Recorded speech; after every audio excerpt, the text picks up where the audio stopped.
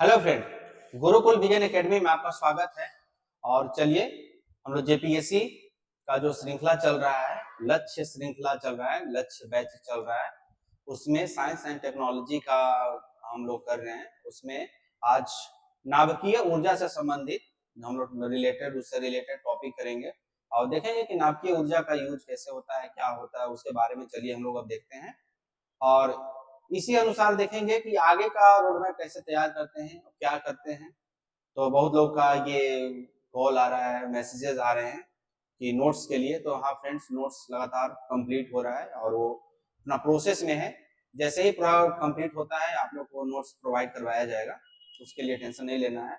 और एक और सजेशन आप लोग से चाहिए था फ्रेंड कि जिस तरीका से फुल फ्लेज टॉपिक चला रहा हूँ उस तरीका से सही रहेगा, या एक मॉडल आंसर के रूप में जो हम लोग चला रहे थे, जैसे आप समृद्धि देखे थे, ठीक है, जिस तरीका से देख रहे तो उस मॉडल आंसर चलाया जाए कि एक क्वेश्चन आंसर लिखकर, क्वेश्चन लिख के उसी का आंसर फ्रेमिंग किया जाए, या फिर फुल फ्लेज टॉपिक करवाया जाए। तो प्लीज आप लोग इसमें सजेस्ट कीजिएगा आप लोग। तो चलिए फ्रेंड, हम लोग आगे बढ़ते हैं, आगे का देखते हैं।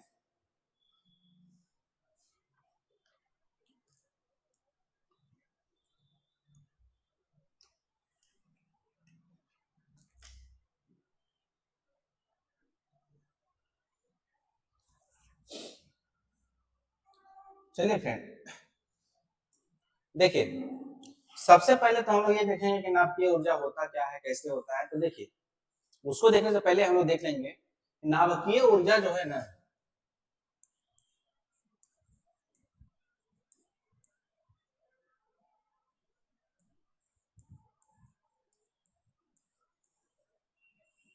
नाभिकीय ऊर्जा जो है ऊर्जा का एक स्रोत है। वो कैसा ऊर्जा का स्रोत है वो हम लोग देखेंगे कि किस तरीके से हम लोग इसको यूज करते हैं। ये आपका नवीकरणीय ऊर्जा है कि गैर नवीकरणीय ऊर्जा है, आप लोग इसमें देखिए, देखेंगे हम लोग इसका उपयोग। हम लोग देखेंगे कि अगर दो दो तरीका से हम लोग इसको बांट कर देखेंगे, आगे हम लोग देखेंगे लेकिन एक रोड मैप तैयार करते हैं हम लोग पढ़ना कैसे, ठीक है। तो देखिए कभी भी ऊर्जा का स्रोत को हम लोग डिवाइड करते हैं तो दो तरह से देखते हैं। नाभिकीय ऊर्जा से पहले अगर हम लोग देखें, आपको बार बार बोलता हूं कि ऊर्जा, ऊर्जा का स्रोत, आपसे क्वेश्चन कैसा भी पूछे, ऊर्जा के बारे में पूछे, टेक्नोलॉजी के बारे में पूछे, आपका साइंस के बारे में, किसी भी साइंस के बारे में पूछे, किसी भी इन्वेंशन के बारे में पूछे, तो सबसे पहले आपको दो काम करना है। सबसे पहले कि जो कुछ भी पूछे ना, जैसे मान लीजिए ऊर्जा, नाभिकीय ऊर्जा, तो नाभिकीय ऊर्जा का दो रूप में हम लोग बांटेंगे। सबसे पहले एक तत्कालिक, एक होता है तत्कालिक, अब एक होता है दीर्घकालिक।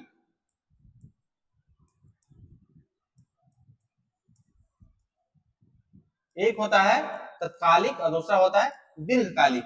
यानी कि नाभिकीय ऊर्जा का जो कुछ भी अध्ययन हम लोग करेंगे दो पार्ट में बांट के करेंगे।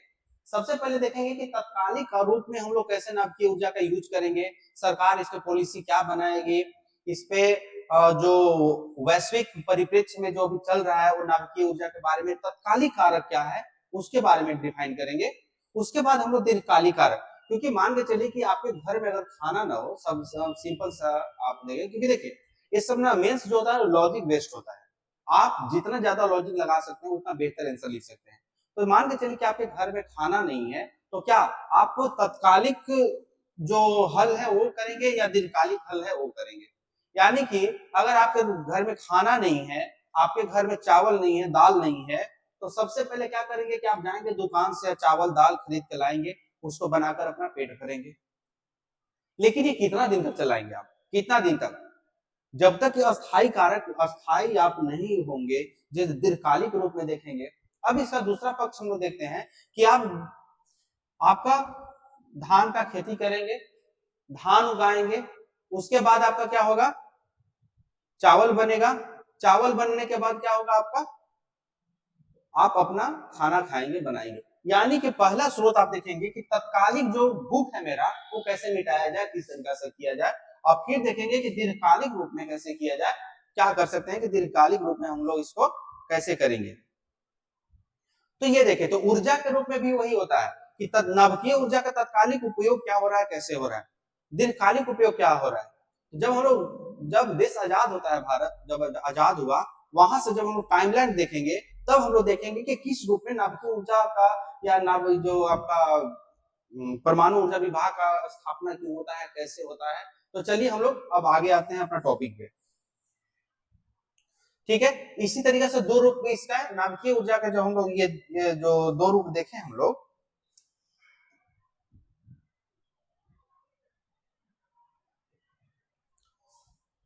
देखिए ये देखें, नाभिकीय ऊर्जा का दो रूप में उपयोग होता है। एक होता है सिविल, एक होता है आपका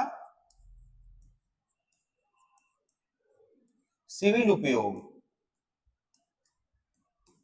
अब एक होता है सैन्य उपयोग।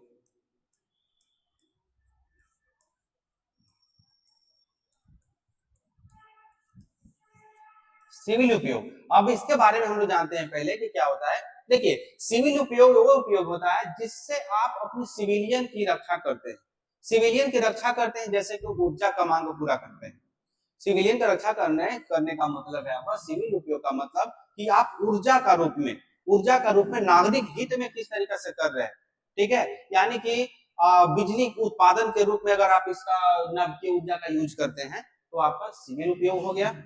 अगर उसका किसी देश से लड़ाई करने में सैन्य रूप में उसका उपयोग करते हैं तो उसका आपका सैन्य उपयोग हो गया। तो इसका दो रूप में उपयोग होता है। अब हम लोग चलिए फुल फ्लेश टॉपिक पे आते हैं। एक ओवरऑल नाभिकीय ऊर्जा, तत्कालिक कारक, दीर्घकालिक कारक, सिविल उपयोग, सैन्य उपयोग के बारे में बस ब्रीफ ले लिए। अब हम लोग आते हैं अपना,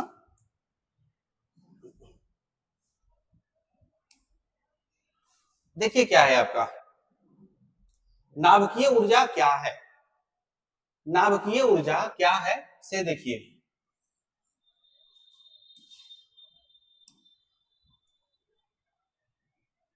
ठीक है। तो नाभिकीय ऊर्जा क्या है हम लोग ये देखते हैं। देखिए यहाँ पे लिखा हुआ आपका एक जस्ट एक क्वेश्चन फॉर्मेट के रूप में ही आपको तैयार किया है ताकि आप लोग को इसको पढ़ के वीडियो को रोक कर भी आप देख सकते हैं। तो नाभिकीय विखंडन, ठीक है, नाभिकीय विखंडन अभिक्रिया द्वारा ऐसी जिसके परमाणु जो यूरेनियम, प्लूटोनियम अथवा थोरियम के नाभिक को निम्न ऊर्जा न्यूट्रॉन से बमबारी करा के हल्के नाभिकों में तोड़ा जाता है। ठीक है, हल्के नाभिकों में तोड़ा जाता है तो उसको हम लोग क्या बोलते हैं, आपका नाभिकीय अभिक्रिया। ठीक है, इसको हम लोग इंग्लिश में नाभिकीय फिजन के रूप में जानते हैं। ठीक है, इसमें क्या होता है कि जब आप,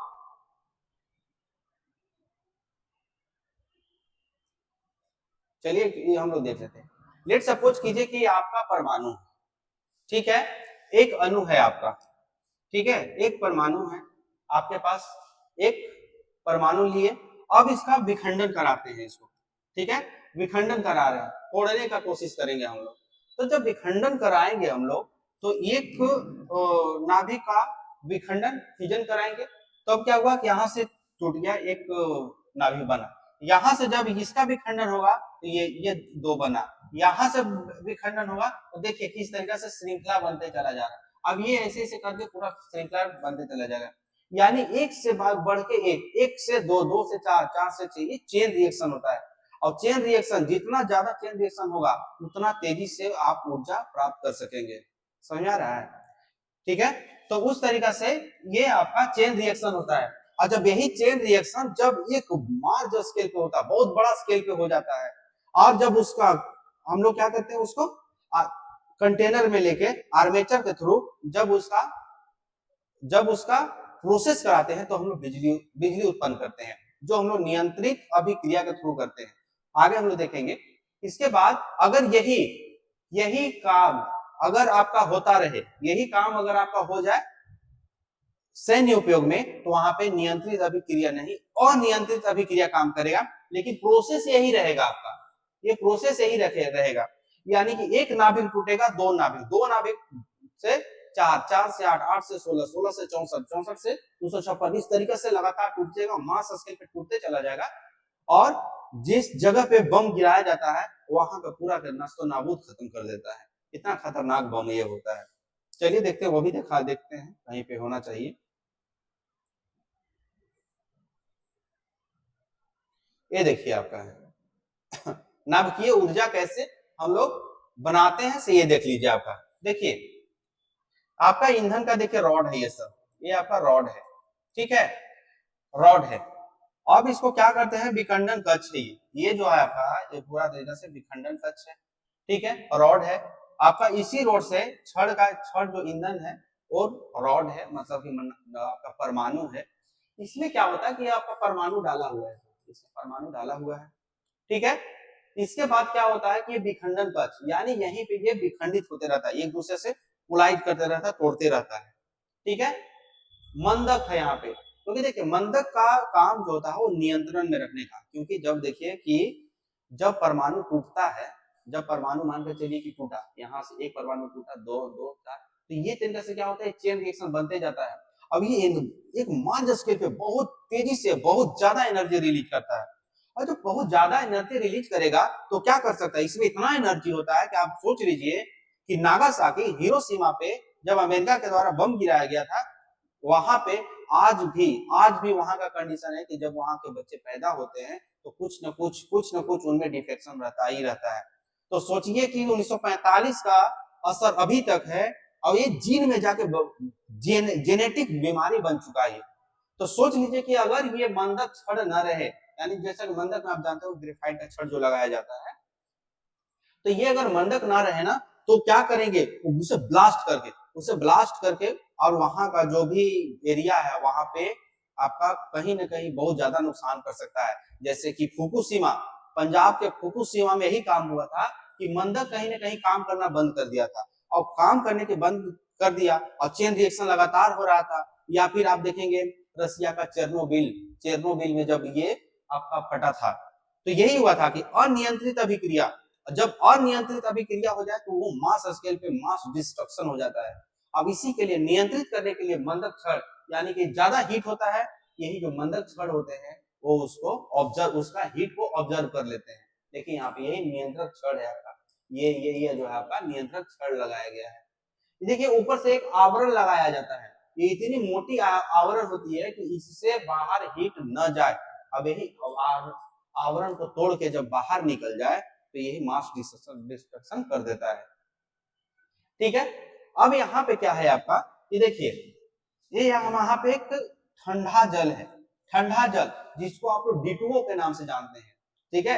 D2O, H2O होता है ना, H2O होता है नॉर्मल पानी और D2O होता है भारी पानी, तो ये भारी पानी यहाँ पे होता है, यहाँ पे तो ये ठंडा जल यहाँ पे रहता है, क्योंकि यहाँ से देखिए यहाँ भी वही है आपका जल ही है, ठीक है। तो क्या करता है, कूलिंग इफेक्ट डालता है। जब हीट जब होता है, यहाँ से मान के चलिए कि यहाँ से शीतलक है, ये आपका शीतलक है, ये यहाँ पे आपका पूरा तरीका से इसको शीतलन प्रदान कर ही रहा है, ठीक है। ये पंप है आपका, यहाँ से पंप को करके आप यहाँ पे ले गए, शीतलक है। ये तरीका से देखिए ये जो रॉड है, इस तरीका से पानी इधर से ऐसे गया, ये गया अपना पानी इधर से इधर अपना चलते चला गया। अब इसको कम से कम इसको शीतलन करते रहेगा, मतलब शीतल करते ठंडा करते रहेगा, ताकि इसका टेम्परेचर बना रहे। अब क्या होता है कि देखिए यहां से ये हो गया उष्मा विनायक जल, अब ये आपका हीट, यहाँ से ये आपका हीट हुआ, ये हीट होने के बाद यहाँ से वाष्प बनेगा, ठीक है, वाष्प बनेगा। अब यहाँ से ये जाएगा, यहाँ पे चला जाएगा, यहाँ से देखिए एनर्जी आया, ठीक है, यहाँ से आपका फिर से ही रोटेशन करते रहेगा, आपका ठंडा जल है उपयोग, ठीक है, उपयोग की गई आपका उस वाष्प है तो आपका इधर चला गया, मतलब ठंडा गर्म जो पानी होगा उस तरीके से वाष्प जो होगा वो यहाँ आ गया। अब मान के चलिए कि यहाँ पे एक आर्मेचर लगा हुआ है, आर्मेचर लगा हुआ है, ये आर्मेचर क्या करेगा कि यहाँ पे जिस तरीके से मान के चलिए कि ये पेन है, ये इस पे हम इस पे चोट पहुंचाते हैं या इस पे प्रेशर देते हैं तो ये घूमेगा, ये अपने आप में ऐसे घूमते चला जाएगा। अब यहाँ पे एक आर्मेचर लगा हुआ, ये घूमेगा, यहाँ पे करंट बनाया, यहाँ से करंट बनाते चला जाएगा। अब इसको हम लोग क्या करेंगे, स्टोर कर लेंगे, इसको हम लोग क्या करेंगे, विद्युत जनरेटर में स्टोर कर लेंगे, ठीक है। अब जो उष्मा जो बचेगा, जो यहाँ से वाष्प जा रहा है, वाष्प तो बाहर नहीं निकल रहा है, और जब बाहर नहीं निकल रहा है तो वही वाष्प आपका यहाँ आएगा। अब ये फिर से यहाँ पे ठंडा होके फिर यहाँ पहुंचेगा, और उष्मा विनिमायक जल जो है यहाँ पे काम कर रहा है। इस तरीका से हम लोग परमाणु ऊर्जा जो हम लोग होता है, नाभिकीय ऊर्जा जो होते हैं हम लोग प्राप्त करते हैं, ठीक है। इस समझ में आया आपका, समझ में नहीं? ये तो जब भी एग्जाम में अगर आए ना तो ये डायग्राम बना देना है। ठीक है, बस इसको अच्छा से देख लेना कैसे होगा।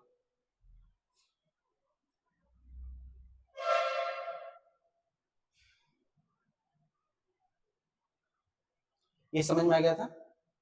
ठीक, देखिए अब क्या है, किस तरीके से नाभिकीय विखंडन क्या होता है समझ में आया? नाभिकीय विखंडन समझ में आ गया? नाभिकीय विखंडन में जो नाभिकीय ऊर्जा कैसे बनता है वो भी डायग्राम समझ में आ गया होगा। ठीक है, देखिए अब क्या होता है, न्यूट्रॉन की बमबारी करते हैं, न्यूट्रॉन की बमबारी करा के हल्के नाभिकों में तोड़ा जाता है, हल्के नाभिक में तोड़ दिए। जब ऐसा किया जाता है तो प्रचुर मात्रा में ऊर्जा मुक्त होती है। ठीक है, यह तब होता है जब मूल नाभिक का द्रव्यमान व्यक्तिगत उत्पादों के द्रव्यमानों के योग के कुल अधिक हो। मान के चलिए कि जो भी एनर्जी रिलीज कर रहा है, तो एनर्जी रिलीज करने के लिए उसको हेवी अमाउंट में ही तो चाहिए ना, तो जब तक हेवी अमाउंट में नहीं होगा वो रिलीज नहीं करेगा। ठीक है, उसी तरीके से यूरेनियम के एक परमाणु के विखंडन से जो ऊर्जा मुक्त होती है, एक परमाणु से जितना ऊर्जा मुक्त होगा वो आपका, देखिए कार्बन, कोयले के कार्बन के परमाणु, कार्बन का जो परमाणु होगा ना, उससे उत्पन्न तुलना में 1 करोड़ गुना तेज होता है। इतना तेज होता है नाभिक, सोचिए कितना होगा। इसीलिए बोला जाता है नाभिक का एक जो कण होता है ना, वो कितना जितना ज्यादा एनर्जी प्रोड्यूस करता है कि हिरोशिमा और नागासाकी को बर्बाद कर दिया एक परमाणु से।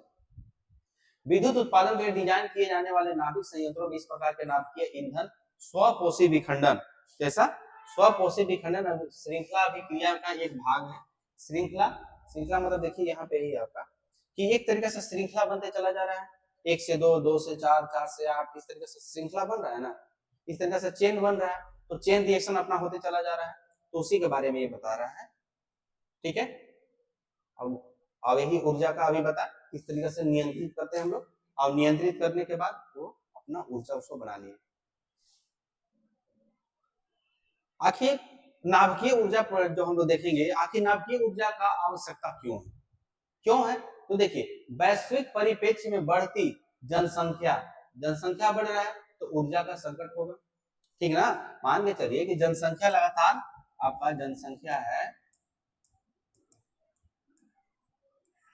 जनसंख्या लगातार बढ़ेगा तो ऊर्जा का डिमांड क्या होगा? ऊर्जा का डिमांड भी बढ़ेगा। ठीक है, ऊर्जा का डिमांड भी बढ़ेगा ना, तब ऊर्जा का डिमांड बढ़ेगा। उसी तरीका से जे हमारा जो पारंपरिक स्रोत है,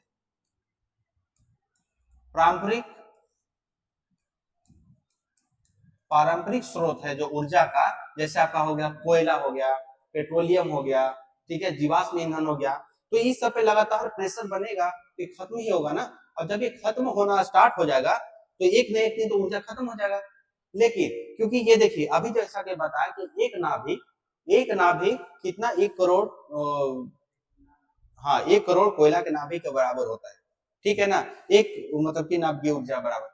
तो अब हम लोग क्या कर सकते हैं कि नाभिकीय ऊर्जा के द्वारा ये जो पारंपरिक ऊर्जा का स्रोत है, इसका प्रेशर को कम कर सकते हैं, हम लोग ज्यादा से ज्यादा एनर्जी प्रोड्यूस कर सकते हैं। ठीक है, तो ऊर्जा संकट उत्पन्न हो रहा है, इस ऊर्जा संकट को दूर करने के लिए हम लोग कर सकते हैं।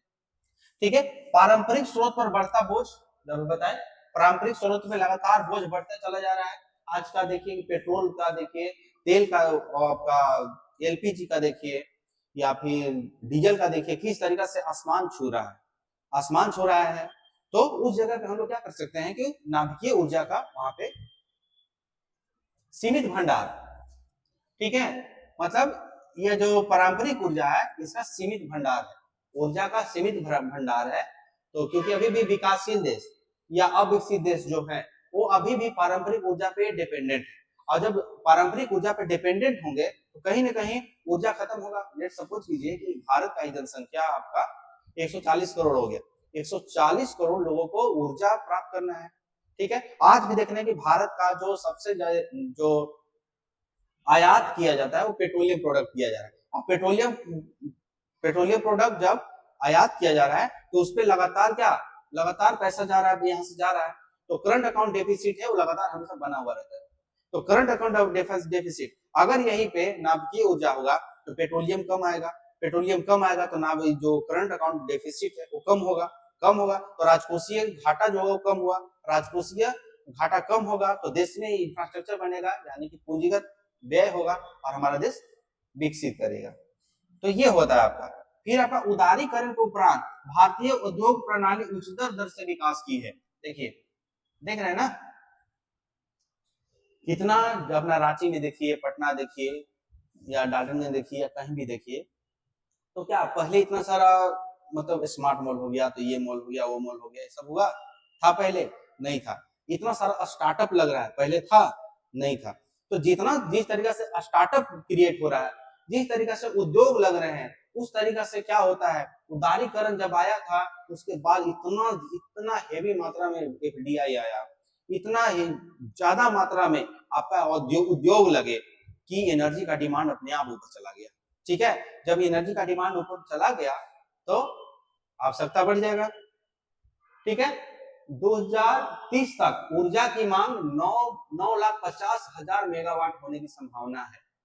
ठीक है, तो इस समस्या को दूर करने के लिए नवीकरणीय ऊर्जा की तरफ हम बढ़ रहे हैं। लेकिन जब नवीकरणीय ऊर्जा की तरफ हम बढ़ेंगे तो वहां पे कहीं ना कहीं नाभिकीय उसका भी लिमिटेशन है, क्योंकि सौर ऊर्जा का अगर देखते हैं हम लोग या फिर पवन ऊर्जा का देखते हैं तो वो हमेशा नहीं हो सकता है। लेट सपोज कीजिए कि बरसात के दिन में सौर ऊर्जा काम करेगा? नहीं करेगा। पवन ऊर्जा हमेशा हर जगह पे संभव नहीं है। ठीक है, तो लेकिन नाभिकीय ऊर्जा है कि आपका ये आपका एक अच्छा स्रोत है। चलिए, जैसे कोयला की बात करते हैं हम लोग, कोयला की बात करते हैं, कुल ऊर्जा का 53% मांग को पूरा कर रहा है कोयला। भारत का मतलब कि कुल ऊर्जा 100% में 53% किससे मांग पूरा हो रहा है? कोयला से पूरा हो रहा है।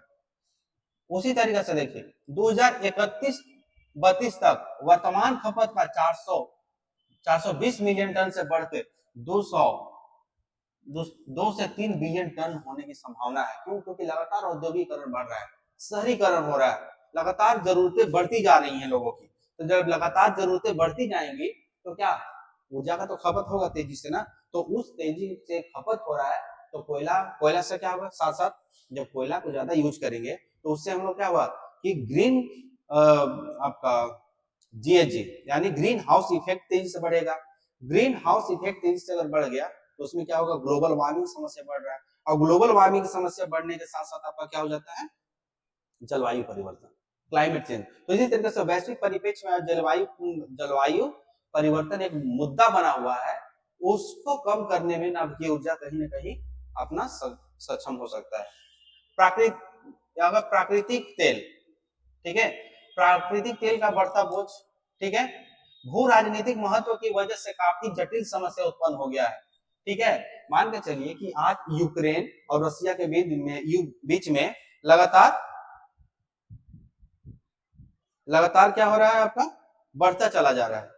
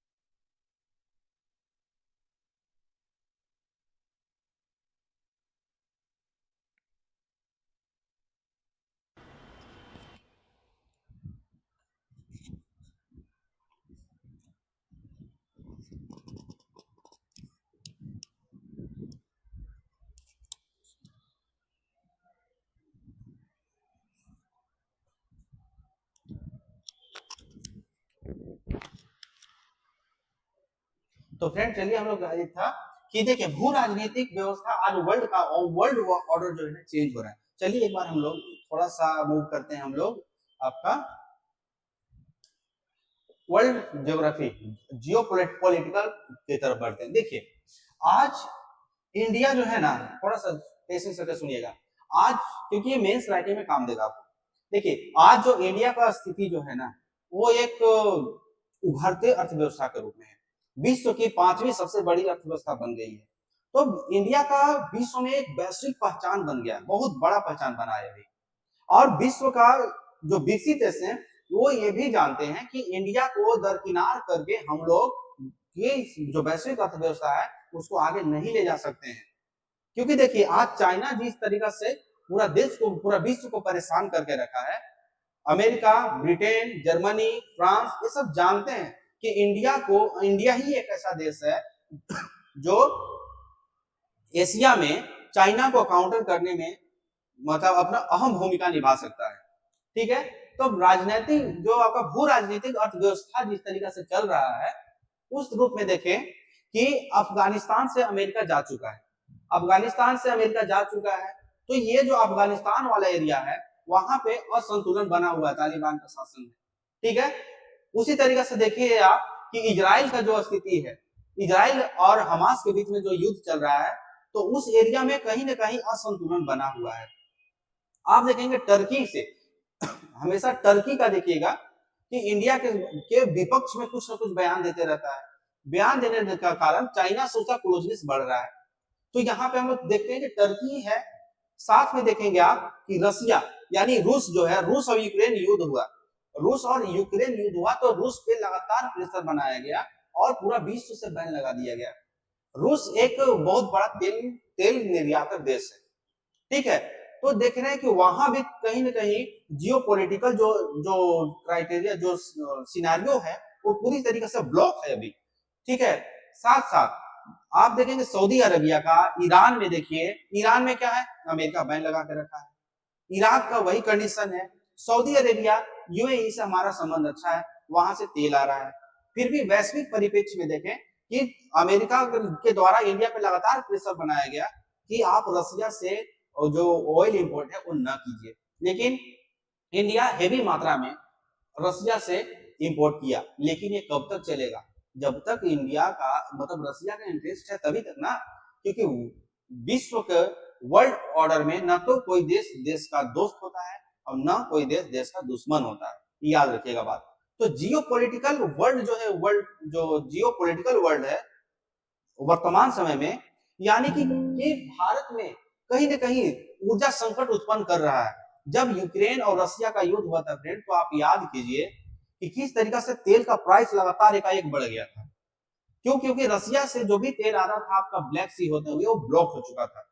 ठीक है, तो जियोपॉलिटिकल जब हम लोग आईआर पढ़ेंगे ना तो उसमें हम लोग बहुत अच्छा तरीका से जियोपॉलिटिकल जो सिनेरियो पढ़ेंगे हम लोग।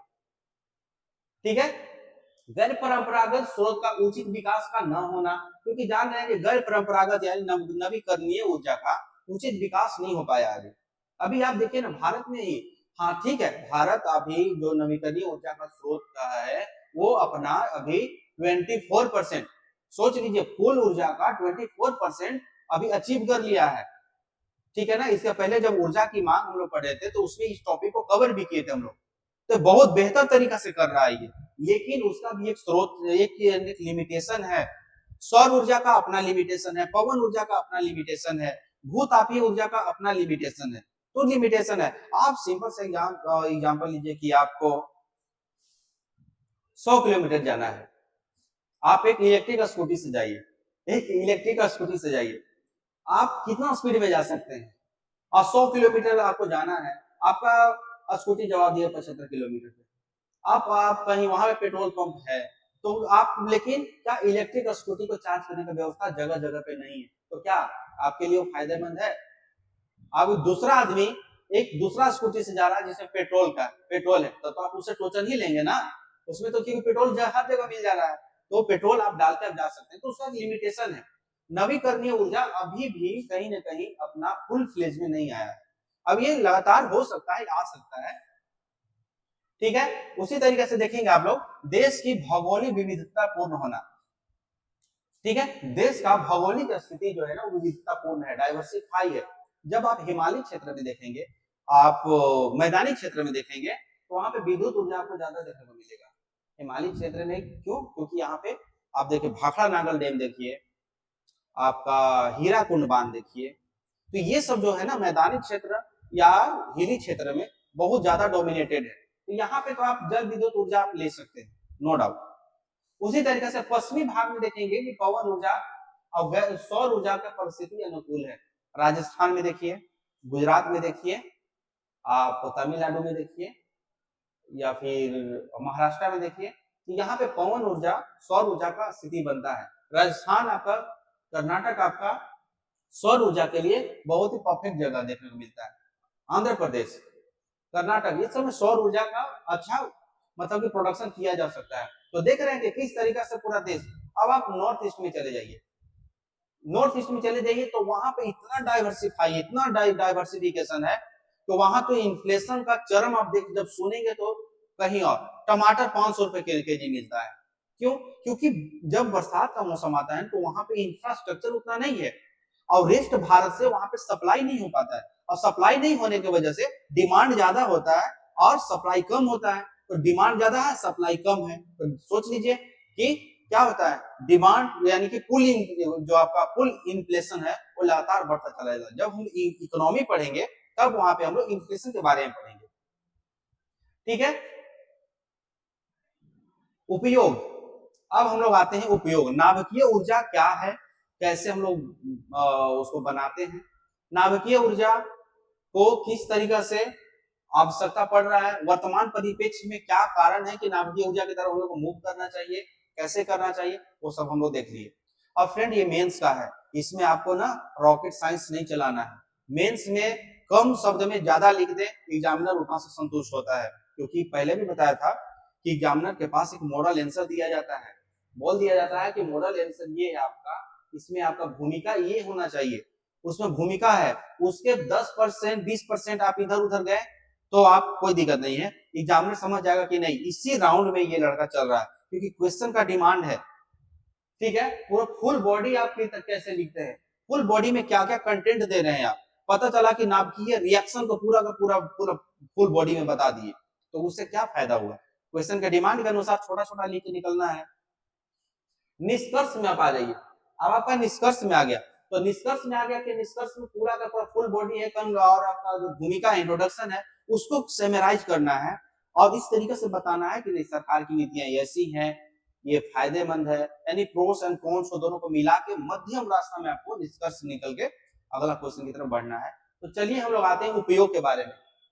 देखिए, नाभिकीय औषधि या चिकित्सा, ये नहीं आपका, ठीक है, नाभिकीय औषधि या चिकित्सा में इसका उपयोग होता है, ठीक है। क्योंकि देखिए नाभिकीय चिकित्सा में दर्द रहित या एक प्रभावी तकनीक है। दर्द रहित यानी कि मान के चलिए कि सबसे पहले क्या होता था कि अगर कुछ पेट में ही ऑपरेशन करना है, या फिर आपका हार्ट में कोई प्रॉब्लम है, या फिर आपका किडनी में कोई प्रॉब्लम है, तो डॉक्टर क्या करते थे, उसको पूरा तरीके से चीरा लगाकर उसको बाहर निकालकर उस तरीका से करके और फिर से उसको एस्टेब्लिश करते थे। लेकिन आज के टेक्नोलॉजी में ऐसा कुछ नहीं होता है। आपका अगर पैर का कोई ऑपरेशन है तो आपका कमर से ऊपर आप मतलब बहुत अच्छा कंडीशन में है, कोई दिक्कत नहीं है, और नीचे आपका ऑपरेशन होगा आपको पता भी नहीं चलेगा। तो नाभिकीय ऊर्जा यानी कि एक एफिशिएंसी, नाभिकीय ऊर्जा की एफिशिएंसी इतना अच्छा है कि आपका जैसे मान के चलिए बिजली, एफिशिएंसी कैसे है बताते हैं। मान के चलिए बिजली है, अब ये बिजली में कहीं ना कहीं फ्लक्चुएशन होते रहता है, क्यों? क्योंकि इसका ट्रांसमिशन बहुत दूर तक चलता है, अब बहुत दूर तक चलेगा तो कहीं ना कहीं फ्लक्चुएशन होते रहेगा, और कहीं भी मान के चलिए कि नैनो टेक्नोलॉजी के थ्रू आपका ऑपरेशन हो रहा है, डॉक्टर अमेरिका में बैठा हुआ है, रोगी यहाँ पे दिल्ली में है, झारखंड में है, बिहार में है, पटना में है, रांची में है, और वहीं से कंट्रोल करके आपका ऑपरेशन कर रहा है। इन दैट कंडीशन अगर थोड़ा सा भी माइक्रो सेकेंड से भी नीचे चले जाइए आप, तो अगर उसमें हल्का भी फ्लक्चुएशन होता है तो आदमी की जान जा सकती है। लेकिन नाभिकीय ऊर्जा में ये फ्लक्चुएशन का समस्या नहीं है, आपके पास ये फ्लक्चुएशन की समस्या नहीं उत्पन्न होती है। तो उस कंडीशन में ये दर्द रहित अब एक प्रभावी तकनीक के रूप में आपका उपयोग हो रहा है।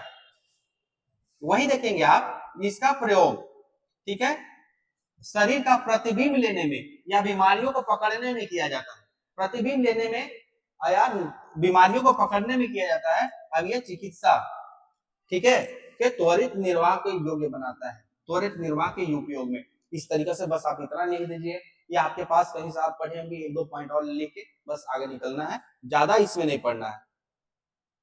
कृषि संबंधी अन्वेषण में किस तरीके से इसका उपयोग होता है, देखिए रेडियो आइसोटोप का गुणवत्तापूर्ण बाढ़, सूखा इत्यादि प्रतिरोधी फसलों में, मान के चलिए नाभिकीय ऊर्जा का उपयोग करके, नाभिकीय ऊर्जा में एक जैसे कोई फसल है, धान का फसल है, तो मान के चलिए कि गोल्डन राइस अभी बनाया जा रहा है जो प्रोटीन से भरपूर है, तो उसमें देखेंगे आप कि कहीं ना कहीं नाभिकीय ऊर्जा का उसमें भी उपयोग किया जा रहा है।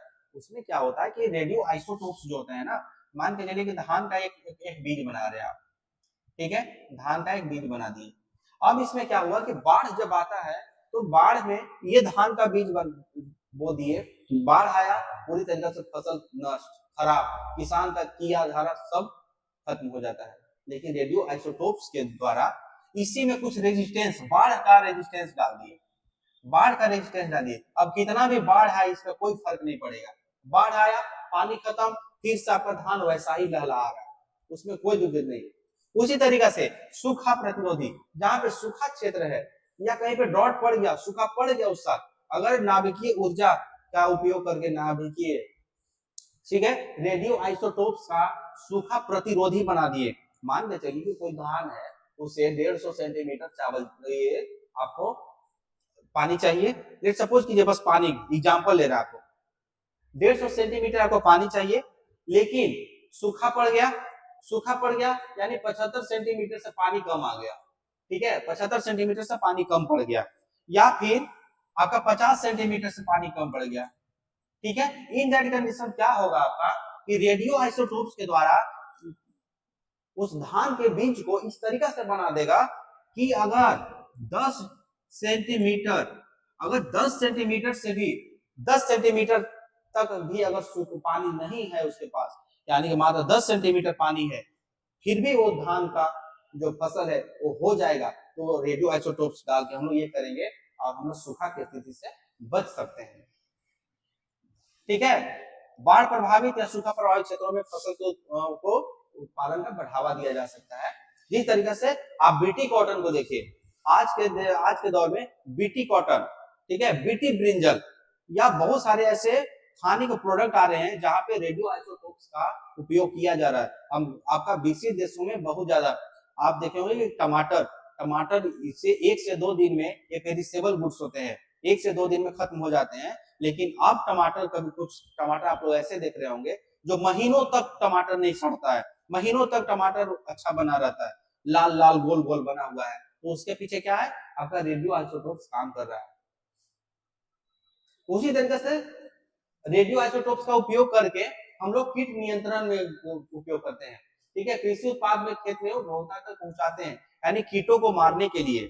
जैसे कि आप लोग देख, एक साल पहले की बात है कि कुछ फतिंगा पूरा का पूरा राजस्थान, पूरा का पूरा पंजाब, पश्चिमी उत्तर प्रदेश, बिहार, यहाँ तक के फसल को पूरा तरीका से फतिंगा खा कर खत्म कर दिया था, ठीक है। उसी तरीका से देखेंगे आप कि जब कॉटन जो महाराष्ट्र में कॉटन का एक रोग आया था, उसमें एलओपी नाम के एक रोग आया था। उसमें क्या होता था कि उसमें कीट होता था, अब कीट पूरा का पूरा तरीका से पूरा कपास को फसल वही खत्म नष्ट कर देता था। अब ये पूरा का पूरा पूरा का पूरा महाराष्ट्र और गुजरात का फसल को नष्ट कर दिया था, कीट फतिंगा वाला समस्या।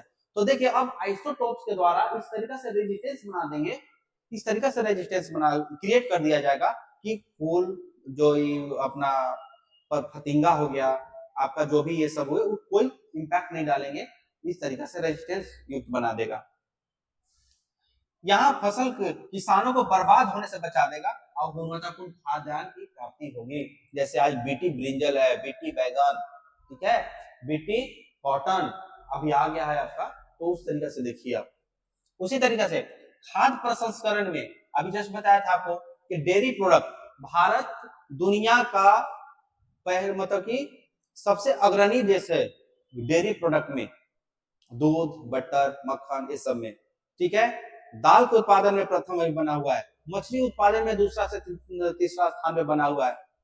तो देखिए आज भी आपको बताया था जब हम लोग पढ़ रहे थे आर्थिक समृद्धि, जब पढ़ रहे थे तो शायद उसमें टॉपिक में बताया था आपको कि 40 से 45% जो जो प्रोडक्ट हम लोग खाने में यूज करते हैं ना, वो वेस्ट हो जाता है, वेस्ट हो जाता है।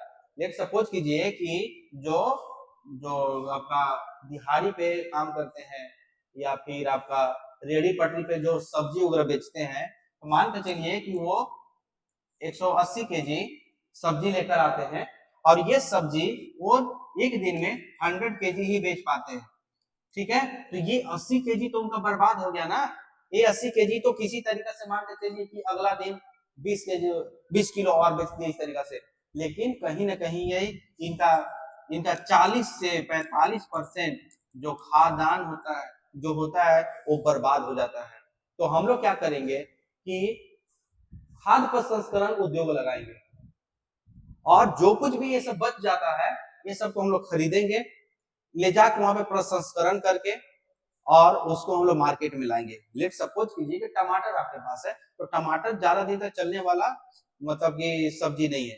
तो इन दैट कंडीशन क्या होता है कि आप टमाटर को लेकर उसका प्रसंस्करण कीजिए, सड़ने से बचाइए, इसके बाद उसका केचप बना दिए, केचप बना दिए, वही जो चाउमीन वगैरह पे खाते हैं केचप, तो केचप बना दिए और केचप को पेरिसेबल गुड्स न रख के उसको आराम से आइसोटोप्स मिला दिए और वो महीनों तक सालों तक बोतल में बंद है और खराब नहीं होता है।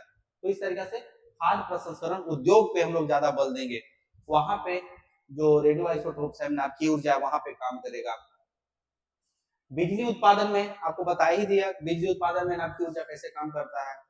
परमाणु बम संपन्न देश, अब देखिए परमाणु बम ये सैन्य सैन्य उपयोग में आ गया कि परमाणु बम जो होता है कि आपका सैन्य उपयोग में आ गया कि किसी भी देश अपनी रक्षा करने के लिए या दुश्मन देश पे कार्रवाई करने के लिए आपका परमाणु बम का उपयोग करता है, ठीक है। तो परमाणु बम का उपयोग करता है तो उसमें भी नाभिकीय ऊर्जा, उसमें अनियंत्रित नाभिकीय ऊर्जा का उपयोग किया जाता है।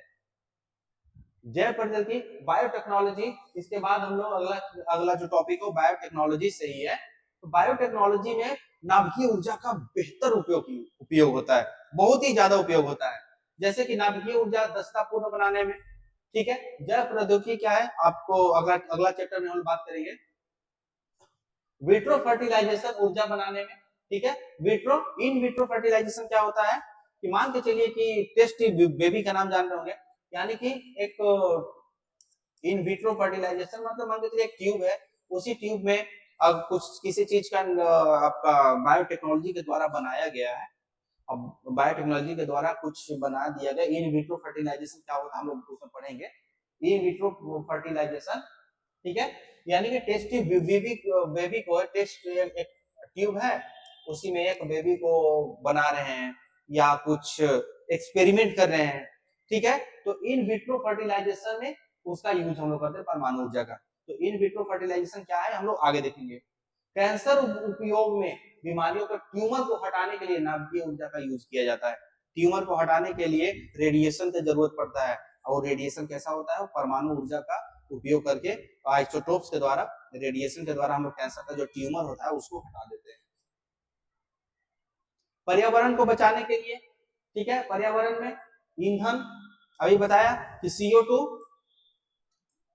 हो गया आपका, साथ में आपका हो गया ये वायु प्रदूषण का सबसे बड़ा स्रोत है, सबसे बड़ा स्रोत है, क्योंकि आज कोयला का उत्पादन बहुत ज्यादा हो रहा है और उसका उपभोग भी ज्यादा हो रहा है।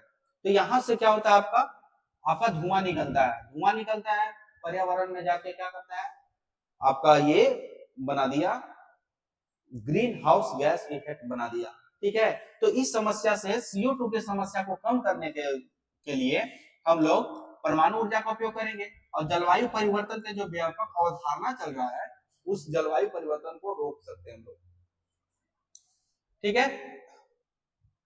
ग्लोबल वार्मिंग, जैसे देखिए CO2 आपका ग्लोबल वार्मिंग क्या होता है, देखिए ग्लोबल वार्मिंग क्या होता है ये जान लीजिए। मान के चलिए कि आपका पृथ्वी है, इसके ऊपर ना एक आवरण ऐसे बना हुआ है स्ट्रेटोस्फीयर तक, ठीक है, समताप मंडल तक एक आवरण बना हुआ है। अब क्या होता है कि यहां से आपका सूर्य, मान के चलिए सन है आपका, ठीक है। क्या होता है ग्रीन हाउस गैस इफेक्ट क्या होता है वो समझ लीजिए। यहां से सूर्य का रोशनी यहां से क्या होता है कि लघु तरंग में शॉर्ट वेवलेंथ में आता है यहाँ पे, ठीक है। तो आप लोग जानते हैं कि अगर पृथ्वी 100% अगर ऊर्जा ले रही है तो 100% उसको ऊर्जा रिलीज करना पड़ेगा, ठीक है ना। क्योंकि आप 4 रोटी से जितना एनर्जी ले रहे हैं, आप अगर उतना एनर्जी लॉस करते हैं तो ही आपका बॉडी फिट है। पता चला कि आप 3000 कैलोरी ले रहे हैं, 2000 कैलोरी ही आप नष्ट कर रहे हैं, तो 1000 कैलोरी तो आपके शरीर में बचा ना, तो आपका मोटापा बढ़ते चले जाएगा ना। तो बस वही कंडीशन यहाँ पे है कि यह कि लघु तरंग दैर्ध्य यानी शॉर्ट वेवलेंथ आती है और यह पृथ्वी का सतह है, यहां से टकरा कर और यहां से टकराने के बाद यहाँ पे धूल कण है बहुत सारा, ठीक है, धूल कण है यानी कि डस्ट है। अब क्या होता है कि लघु तरंग यानी शॉर्ट, ये यूट्यूब वाला शॉर्ट्स नहीं है भाई,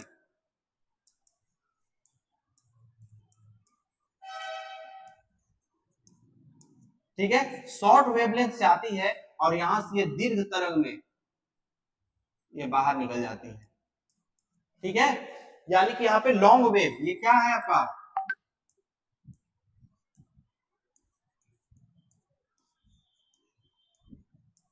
ये लॉन्ग वेवलेंथ है, ठीक है। तो देखिए ये तो आ जाएगी क्योंकि छोटा है, आप भी जान रहे होंगे कि जो छोटा चीज होता है वो कहीं पे घुस गया, लेकिन जब वही बड़ा हो जाए, ठीक है, तो उसको निकलने में क्या ना समय लगता है।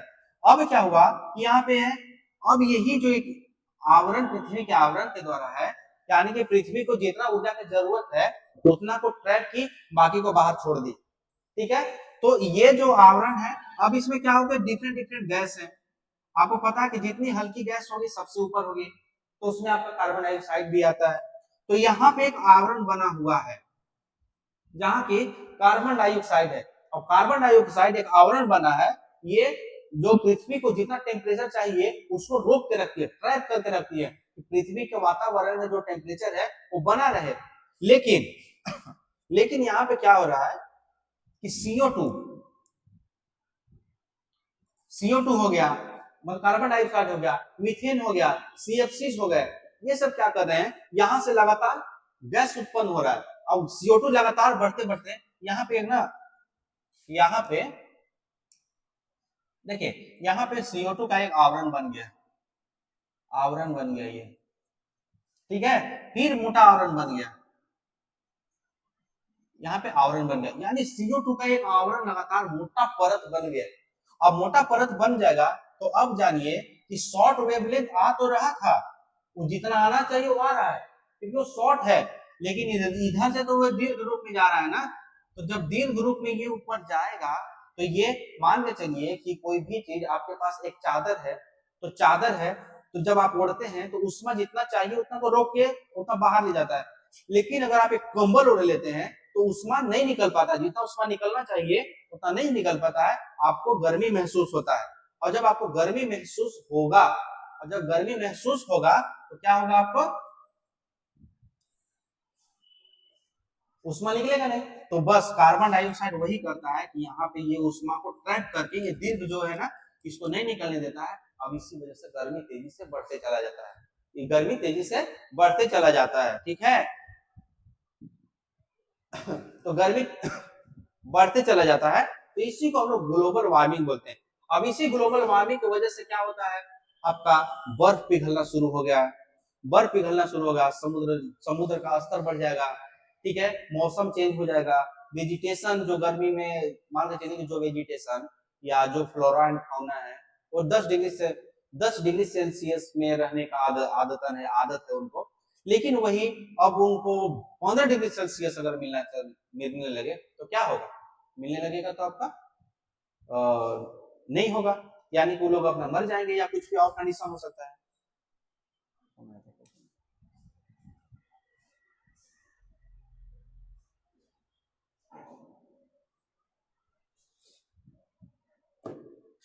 ठीक है, तो यहां तक आपको समझा, आप लोग समझे यहाँ पर जीवाश्म ईंधन और जलवायु परिवर्तन व्यापक अवधारणा, ग्लोबल वार्मिंग समझ गए क्या होता है, ग्लोबल वार्मिंग समझ में आया, ठीक, आगे देखिए, नाभिकीय ऊर्जा का स्वच्छ ऊर्जा का रूप है ये, ठीक है, स्वच्छ ऊर्जा है। इससे क्या होगा आपका, जब नाभिकीय ऊर्जा होता है तो इससे ग्लोबल वार्मिंग नहीं होता, ठीक है। जलवायु परिवर्तन जैसी समस्या से निपटने में मदद करेगा। देखिए भारत का आईएनडीसी, ठीक है, आईएनडीसी और एनडीसी जैसी कानून मुद्दों पे बना, जब हम जलवायु परिवर्तन पढ़ेंगे वहां पे हम पढ़ेंगे, ठीक है।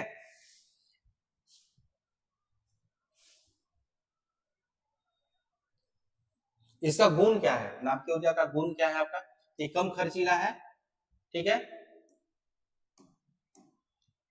ये कोयले और पेट्रोलियम द्वारा उत्पन्न ऊर्जा की तुलना में समान ऊर्जा उत्पादन करने में कम खर्च होता है। आपको पता है एक परमाणु का जो एनर्जी होता है वो 1 करोड़ कोयले का परमाणु का बराबर होता है, ठीक है। परिवहन खर्च इसका कम है, ठीक है। मान के चलिए परिवहन खर्चा, आज हम लोग क्रूड ऑयल मंगाते हैं तो हम लोग रसिया से मंगाते हैं, कितना ज्यादा खर्चा होता है। अगर नाभिकीय संयंत्र अगर भारत में ही बन जाए, जैसे कुडनकुलम परमाणु ऊर्जा है, तारापुर है, ठीक है, तो ये सब जब बन गया है उस समय क्या होता है कि यहीं पे ऊर्जा हो रहा है, ऊर्जा उत्पन्न हो रहा है, हम लोग यूज करेंगे तो सस्ता भी पड़ेगा, ठीक है। सुविधाजनक है नाभिकीय रिएक्टर, बिना बाधा के लंबे समय तक संचालित हुआ, एक बार बन गया तो लंबे समय तक बना हुआ है। ग्रीन हाउस गैसों का उत्सर्जन नहीं होता है इस तरीके से, ये तो समझा ही दिए, कोई दिक्कत।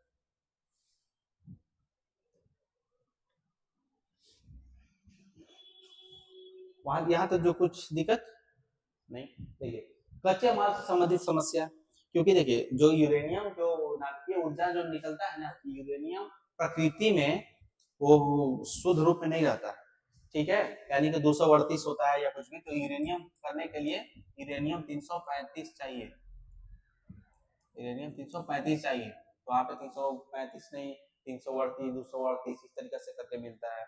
तो इसको बहुत दिन तक मतलब उसको प्रेशराइज करके उसको यूरेनियम 335 बनाया जाता है, तब वो मिलेगा, ठीक है। जो एक रेडियो सक्रिय तत्व है जिसमें विखंडन द्वारा हानिकारक रेडियो सक्रिय किरणें उत्पन्न होती है।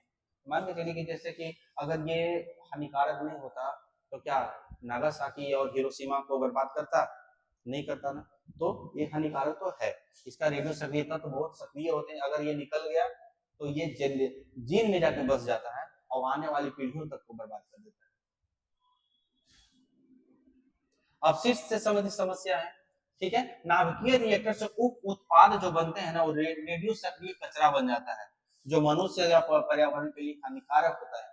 मान के चलिए जो परमाणु ऊर्जा जो होता है उसमें से वो मान के चलिए कि जो पानी उसमें है, उष्मा है, तो वो तो निकलेगा ही, निकलेगा ही। या मान के चलिए कि जब पानी चलते रहता है तो नीचे में सिल्ट जम जाता है, गाद जम जाता है, तो वो गाद तो निकलेगा ही, सिल्ट निकलेगा ही, उसको कहीं ना कहीं तो डिस्पोज करना पड़ेगा, और कहीं ना कहीं डिस्पोज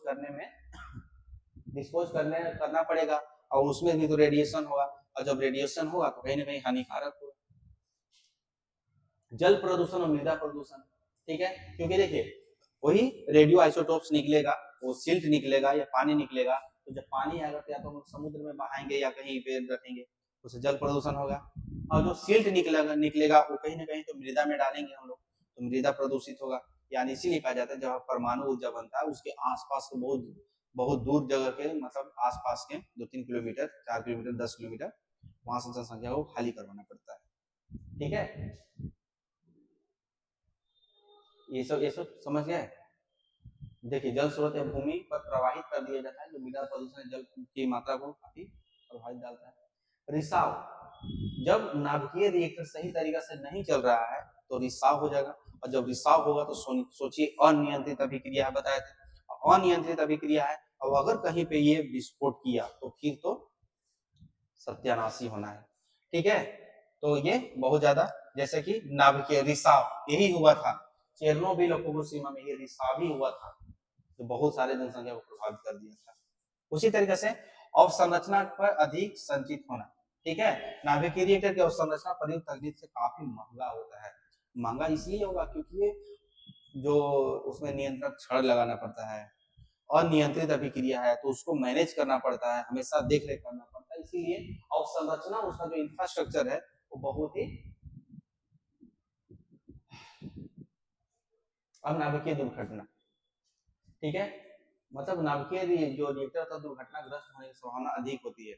क्योंकि मान के चलिए कि आप कोयला एनर्जी जला रहे हैं, तो मान के चलिए कि कोयला एनर्जी जला रहे हैं तो आपको कुछ दूर तक हीट हुआ, कोयला इंजन निकाले आप कहीं पे, तो कहीं पे अगर तार गिर जाता है तो पतला तार से जा रहा है तो उसका इम्पैक्ट उतना नहीं होता है।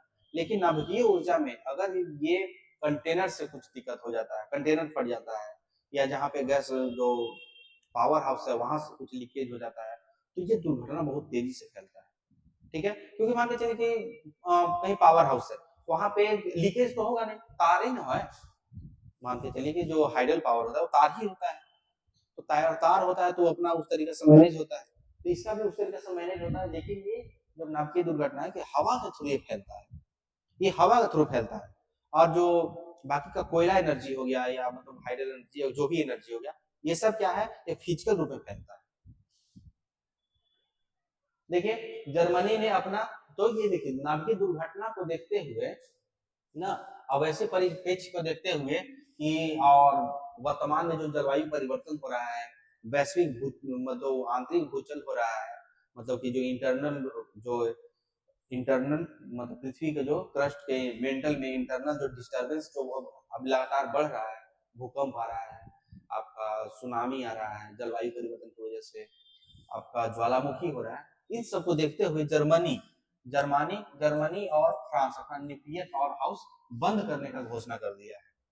ठीक है, परमाणु ऊर्जा एक निम्न कार्बन युक्त है, ये फर्म पावर है जो दूसरी ओर रिएक्टरों की सुरक्षा, परमाणु अवशेष से सुरक्षित निपटान चुनौतियां, ये समय से दिया हुआ, पढ़ लीजिएगा। अब देखिए, अब हम लोग आते हैं परमाणु ऊर्जा, इस तरीका से उसका गुण क्या था, दोष क्या है, कहाँ कहाँ उपयोग करते हैं, कैसे करते हैं, सब समझिए हम लोग। अब देखिए एक आता है आपका AIEA। देखिए इसमें क्या था ना, इसका ये एजेंसी क्यों बना, देखिए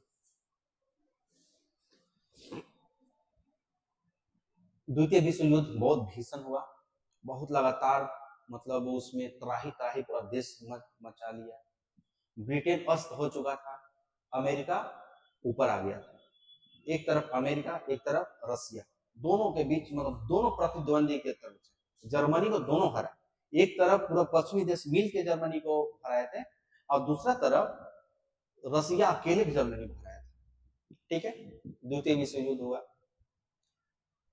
नागासाकी हिरोशिमा पर भयानक बमबारी किया गया, मतलब परमाणु बम गिरा दिया गया। परमाणु बम गिरा देने के बाद क्या होता है कि आपका वहां नागासाकी पूरा तबाही मच गया, जापान सरेंडर कर देता है। ठीक है, युद्ध खत्म हो जाता है, उसके बाद में आपका यूएनओ बन जाता है, वर्ल्ड बैंक बनता है, IMF बनता है। तो उस समय तक अमेरिका, ब्रिटेन, ये सब जो थे ना परमाणु संपन्न देश, उसमें 4 देश परमाणु संपन्न बन चुके थे। ठीक है, मतलब 1960 से पहले तक का बात बोल रहे हैं। लगातार परमाणु का चल रहा था और उस तरीका से शीत युद्ध स्टार्ट हो चुका था, एक तरफ अमेरिका था एक तरफ रसिया था, शीत युद्ध स्टार्ट हो चुका था। अब उसी में क्या था ना कि सबको लगता था कि कहीं ना कहीं अगर तीसरा वर्ल्ड वॉर जल्दी होने वाला है, तीसरा वर्ल्ड वॉर जल्दी होने वाला है, इसीलिए विश्व के महासभा जो आपका संयुक्त राष्ट्र महासभा है, ये सोचा कि नहीं अब इस सब पटल पे एक प्लेटफॉर्म पे लाना पड़ेगा और परमाणु ऊर्जा का जो ये डिस्ट्रक्शन है ना, इसको रोकना पड़ेगा। क्योंकि परमाणु संपन्नता देश मतलब कि इधर रसिया भी इधर हो चुका था, उधर अमेरिका भी हो चुका था, इसके बीच में दोनों के बीच में हमेशा कुछ ना कुछ कंफ्लिक्ट होते रहता था, क्योंकि साम्यवादी था, पूंजीवादी था। इसी कंडीशन को देखते हुए अब हमारा देखिए AIEA इंटरनेशनल एटॉमिक एजेंसी, ठीक है, इंटरनेशनल एटॉमिक एजेंसी का गठन कहा गया, एटॉमिक एनर्जी, ठीक है, एनर्जी का गठन किया गया। अब इसको क्या, इसका उद्देश्य क्या था ना, एक स्वायत्त संस्था, ऑटोनोमस बॉडी इसको बनाया गया, मतलब किसी भी सरकार का हस्तक्षेप इसमें नहीं होगा, क्योंकि अमेरिका उस समय पावरफुल था, रसिया पावरफुल था, तो अगर हो सकता था तो जिस तरीके से आपका यूएनओ में वीटो का पावर दिया गया 5 देशों को, तो कोई भी 5 देश अगर सहमति पूरा विश्व में बना, 4 देश सहमत हैं, एक देश अगर वीटो लगा दिया तो वो सहमति खत्म। तो सहमति खत्म, उसी तरीके से इसको सोच के बनाया कि नहीं इसको स्वायत्त बना दो, स्वायत्त यानी किसी भी सरकार के हस्तक्षेप इसमें ना रहे। ठीक है, इसका उद्देश्य क्या था विश्व में परमाणु ऊर्जा को शांतिपूर्ण उपयोग सुनिश्चित करना। देखिए, परमाणु ऊर्जा का उपयोग सिर्फ सैन्य गतिविधि के लिए तो नहीं होता है, सिविल गतिविधि के लिए भी होता है, जो पहले बताया था सबसे पहले। तो सिविल गतिविधि ऊर्जा ऊर्जा को उपयोग तो चाहिए ना, ऊर्जा का बहुत बड़ा स्रोत है। तो यही बोला कि नहीं, शांतिपूर्ण उपयोग आप लोग सुनिश्चित कीजिए। इसके लिए अगर आप ये उपयोग करते हैं परमाणु का, तो इसमें नाभिकीय ऊर्जा का उसमें कोई दिक्कत नहीं है। ठीक है, यह परमाणु ऊर्जा सैन्य उपयोग को किसी भी प्रकार को रोकने का प्रयास रहेगा। तो पहला कहा था AIEA का गठन कब होता है आपका, देखिए 1957 में होता है। इसका उद्देश्य क्या था कि परमाणु ऊर्जा का उपयोग जो शांतिपूर्ण तरीका से होगा, सैन्य गतिविधि के लिए उपयोग नहीं होगा। इसका मुख्यालय वियना ऑस्ट्रेलिया में, ऑस्ट्रिया वियना ऑस्ट्रिया, ऑस्ट्रेलिया नहीं ऑस्ट्रिया। देखिए 1986 में जब चेरनोबिल, अभी बता रहे थे ना चेरनोबिल, उसमें क्या हुआ था ना कि लीकेज हो गया था, वही लीकेज हो गया था चेरनोबिल में। ठीक है, बहुत लोग मारे भी गए थे। तो 1900 में हुआ, उसके बाद नाभिकीय सुरक्षा का विस्तार दे दिया गया। AIEA के जगह करिए, अब तो हम मतलब विफल हो रहे हैं। मतलब कि आप चेरनोबिल जो था ना, उस सिविल उपयोग के लिए भी था, सिविल उपयोग के लिए मतलब ऊर्जा उत्पादन करता था। लेकिन लीकेज हुआ तो भैया बहुत जान चला गया। जब बहुत जान चला गया तो AIEA ना एक्टिव हुआ, बोला कि नहीं अब इसमें तो आप शांतिपूर्ण उपयोग कर ही रहे थे, इसमें आप कुछ टर्म्स एंड कंडीशन आपको देंगे। ठीक है, तो यहाँ तक समझ में आया कि AIEA का गठन क्यों किया गया, कब किया गया, समझ में आ गया। देखिए अब क्या होता है, NPT बनता है। क्या बनता है, NPT, नॉन प्रोलिफरेशन ट्रीटी। ये क्या होता है, देखिए हम लोग सबसे पहले ये देख लेते हैं, इसके बाद हम लोग देखेंगे इंडिया का जो परमाणु कार्यक्रम, उसको अलग टॉपिक रूप में देखेंगे हम लोग। तो यहाँ पे क्या होता है, नॉन प्रोलिफरेशन ट्रीटी जब चल रहा है, उसमें क्या है, परमाणु अप्रसार संधि बोलते हैं इसको हिंदी में। ठीक है, परमाणु अप्रसार संधि बोलते हैं।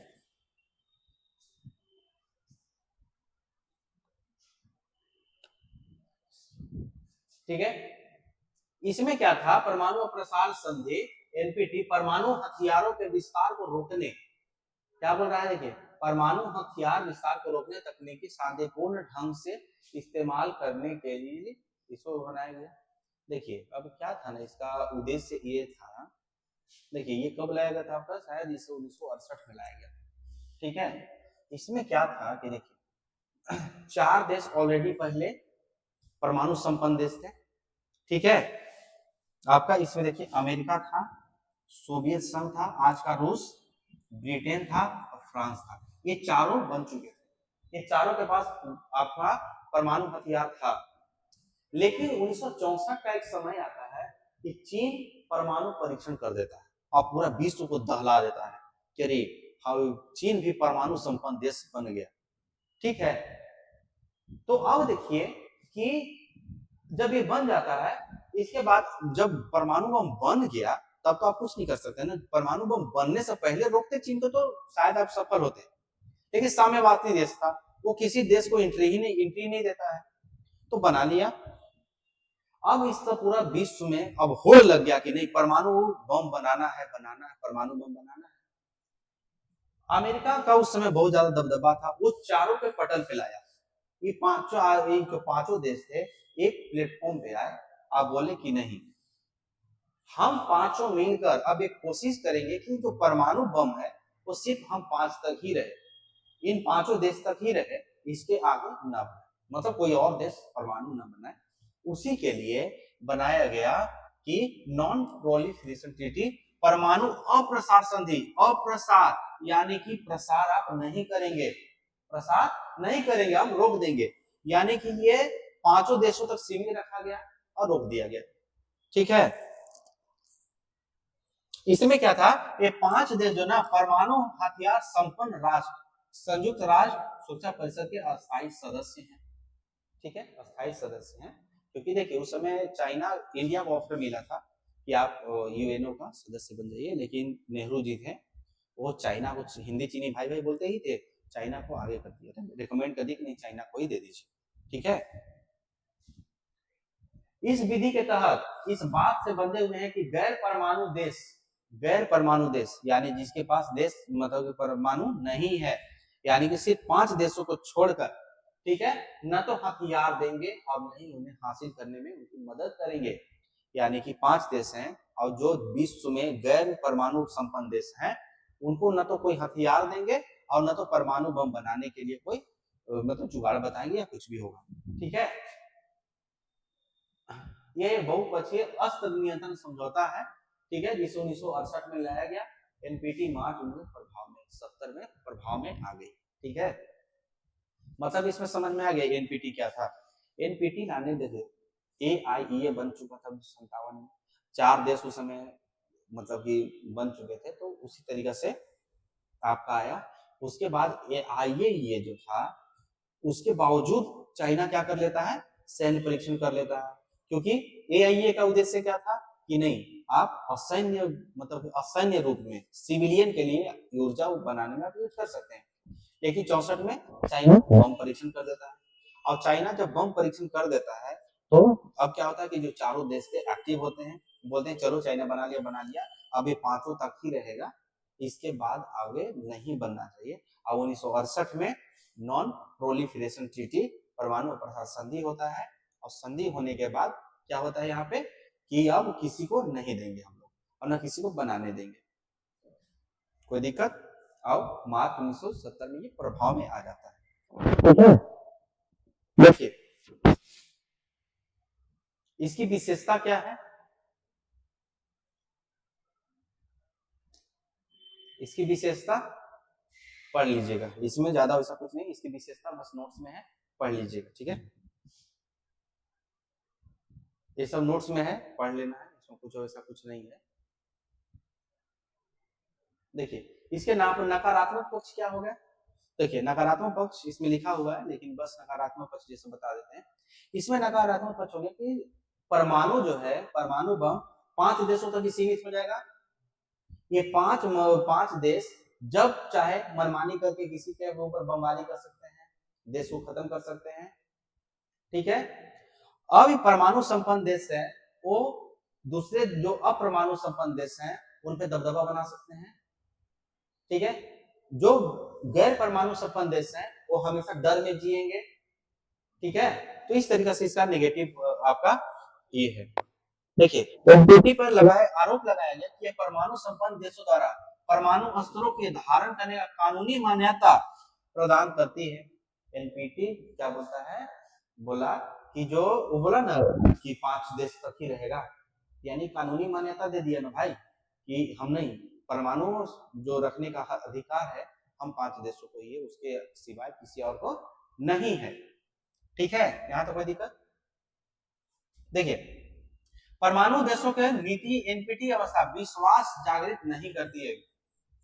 आप मान के चलिए कि अमेरिका बोल दे कि हम परमाणु बम आप पे नहीं डालेंगे, इंडिया के ऊपर नहीं डालेंगे, क्या भरोसा है, बताए। जियो पॉलिटिकल रिलेशन में ना तो कोई दोस्त होता है ना कोई दुश्मन होता है, अपना इंटरेस्ट होता है, ठीक है।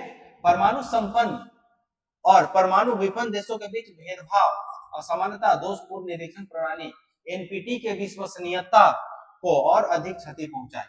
इन त्रुटियों का निवारण उद्देश्य बाद में व्यापक नियंत्रण परमाणु संधि का प्रस्ताव लाया गया, ठीक है। यह कहा जाता है कि एनपीटी व्यवस्था विश्व के लिए विकसित अर्थव्यवस्था का जो विकसित अर्थव्यवस्था था उसी के लिए ये था, बाकी का नहीं।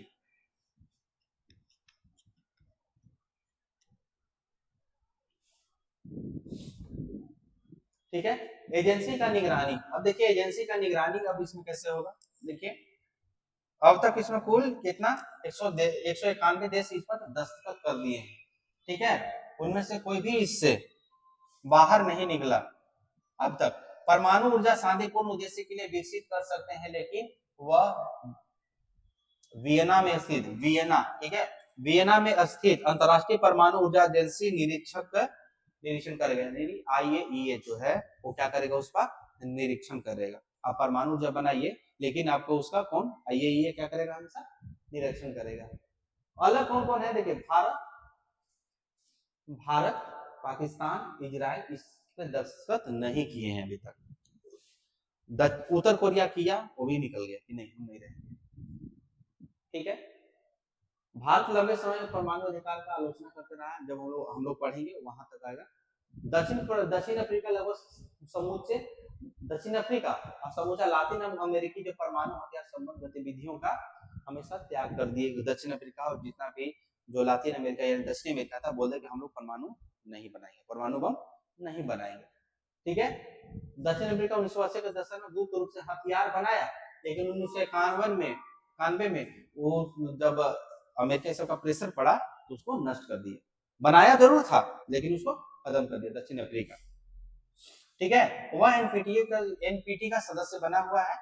ठीक है। उसी वर्ष खाड़ी युद्ध के बाद परमाणु ऊर्जा एजेंसी ने पाया कि ठीक है इराक इस संधि का उल्लंघन कर रहा है। मान के चलिए इराक वाला जो कहानी है ना, उसमें ये बात था, इराक भी साइन किया था, लेकिन पता चलता है कि इराक कहीं ना कहीं आपका परमाणु ऊर्जा बना रहा है, परमाणु बम बना रहा है। AIEA को पता चल जाता है, और उस तरीका से जब पता चल जाता है कि इराक बना रहा है, ठीक है, इराक मानता नहीं है। ठीक है। गद्दाफी ये सब का वहां शासन रहता है। बस क्या था, आपका खाड़ी युद्ध होता है, इराक को पूरी तरीका से खत्म कर दिया जाता है, वहां से उसको खत्म कर दिया जाता है। इस समय निरीक्षकों को केवल वहीं जाने का अधिकार था जहां तक स्थानों पर हस्ताक्षर करने वाले खुद बताते थे। मतलब हस्ताक्षर हम कर दिए तो हम बोलेंगे नहीं मेरा यहाँ है, तो आप वहीं जा सकते थे।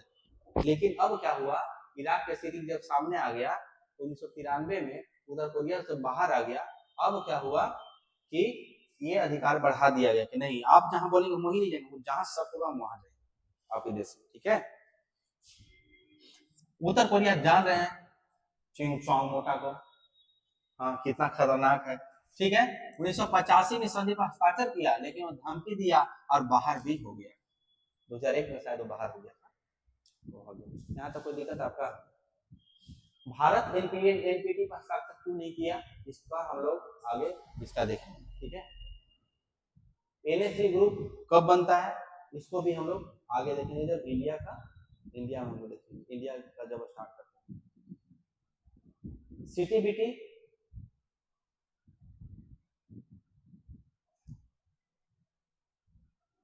चलिए NSG तो हम लोग देखेंगे इंडिया जब पढ़ेंगे उस समय। अब CTBT के बारे में पढ़ते हैं।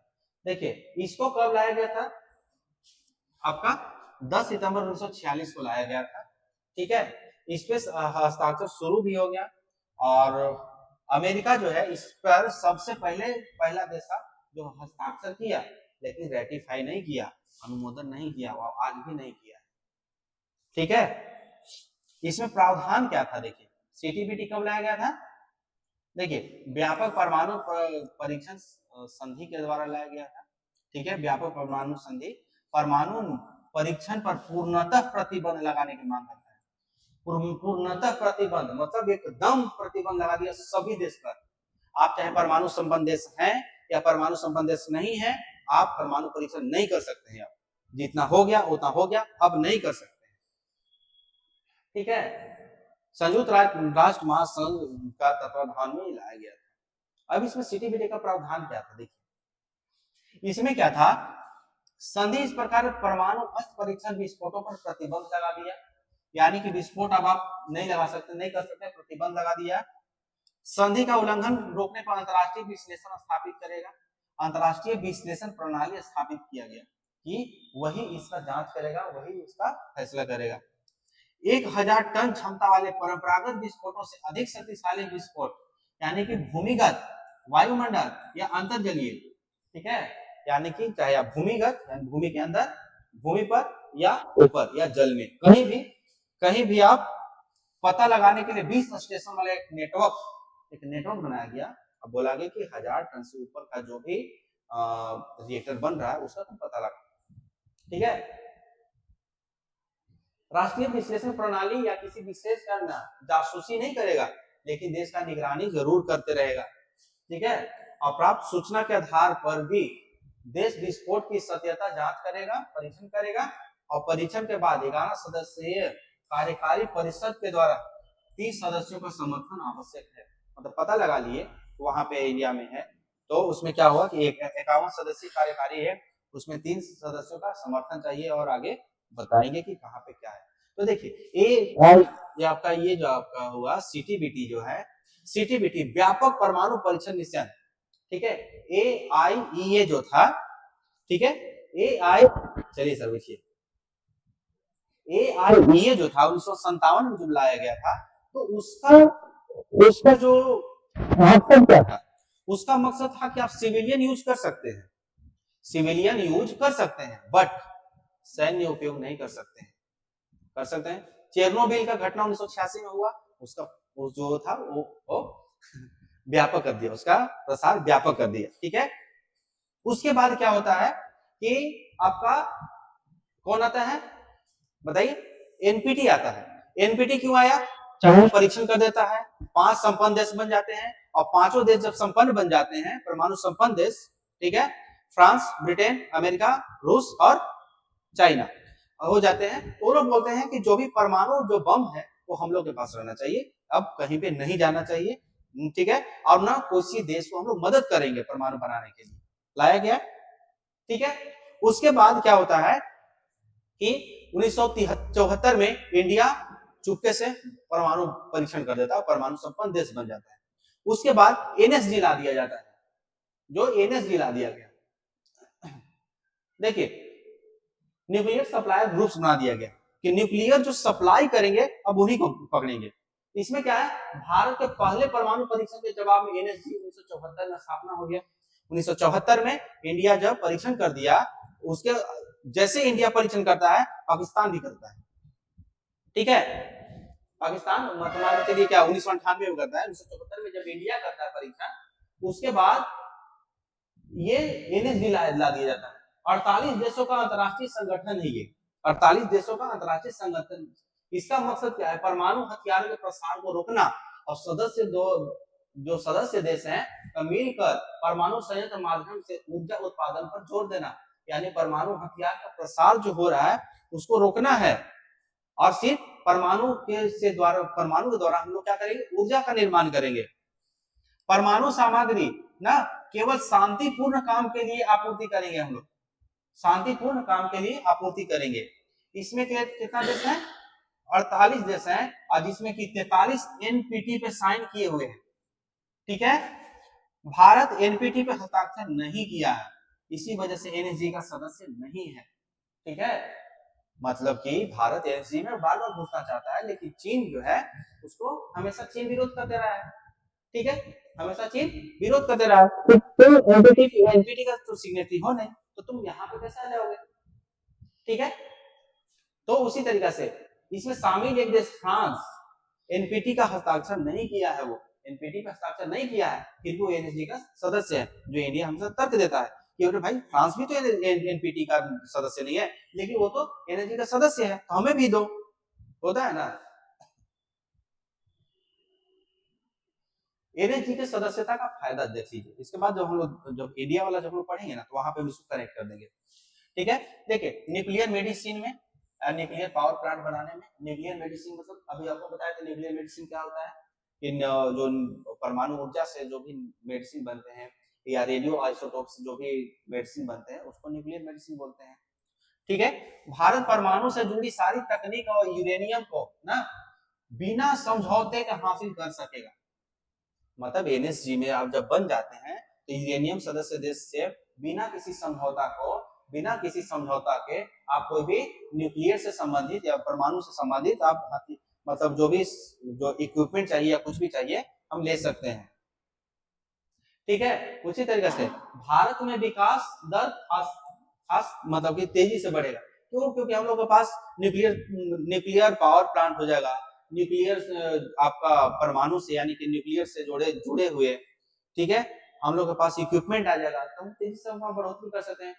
भारत की ऊर्जा जरूरत हो जाएगा, पूरा होगा, ठीक है। 40% जो स्वच्छ और दोबारा इस्तेमाल की जाने वाली न्यूक्लियर तकनीक हासिल कर पाएगा। जीवाश्म ईंधनों पे आपका निर्भरता खत्म हो जाएगा। आधुनिक परमाणु तकनीक मिलने पर भारत भी न्यूक्लियर पावर इक्विपमेंट का व्यावसायीकरण कर सकता है, यानी कि मतलब जो न्यूक्लियर टेक्नोलॉजी होता है उसको भी हम लोग बनाएंगे और निर्यात कर सकते हैं, तो हम लोग क्या हो जाएगा, हम लोग का पैसा है वहां से। भारत दूसरे देशों जैसे श्रीलंका, बांग्लादेश को शांतिपूर्ण कामों के लिए परमाणु तकनीक बेच सकेगा। ठीक है, वीटो का वह नए सदस्य के रूप में शामिल करने के लिए कर सकेगा। मान के चलिए कि वीटो सदस्य, वीटो का तो जान रहे हैं ना, वीटो क्या होता है कि मतलब कोई भी काम करने से पहले वोटिंग होता है, वोटिंग करने में आपको मन नहीं है तो आप वीटो दे दीजिए कि नहीं मेरा मन नहीं, तो वीटो हो जाता है। ठीक है, नकारात्मक सदस्य। सदस्य बनने के बाद भारत अंतरराष्ट्रीय साख में वृद्धि होगा, अंतरराष्ट्रीय साख में वृद्धि होगा, भाई एनएसजी का सदस्य बन गया। परमाणु संयंत्रों से निकलने वाले कचरे का निस्तारण करने वाले राष्ट्रों में भी मदद मिलेगी। यानी परमाणु का जो निस्तारण करने के लिए जो उचित टेक्नोलॉजी होना चाहिए, जो बेस्ट इक्विपमेंट होना चाहिए, भारत को मिल जाएगा। ठीक है, तो एनएसजी लाया गया, यानी AIAA लाया गया, उसके बाद एनपीटी लाया गया। एनपीटी जब सब अच्छा से प्रभाव में न रहा, भारत परमाणु परीक्षण जब कर दिया तो हमारा एनएसजी आ गया।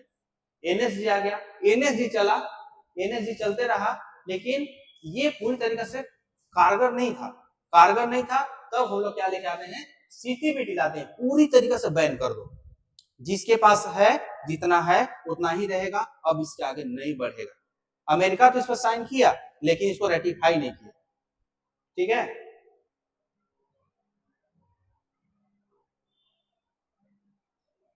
देखिए भारत आखिर सीटीबीटी में क्यों नहीं शामिल हो रहा है, भारत सीटीबीटी में शामिल क्यों नहीं हो रहा है, लाभ क्या हो सकता है। देखिए इस संधि में शामिल होकर भारत दक्षिण एशिया में बढ़ रही परमाणु प्रतिस्पर्धा को रोकने में सहयोग कर सकता है। यानी कि लगातार चाइना परमाणु परीक्षण कर रहा है, पाकिस्तान परमाणु परीक्षण कर रहा है, सही है ना ये। ठीक है, प्रतिस्पर्धा को रोक सकता है। सीटीबीटी पे हस्ताक्षर नहीं है, इसलिए चीन एनएसजी में सदस्य प्रवेश का विरोध कर रहा है।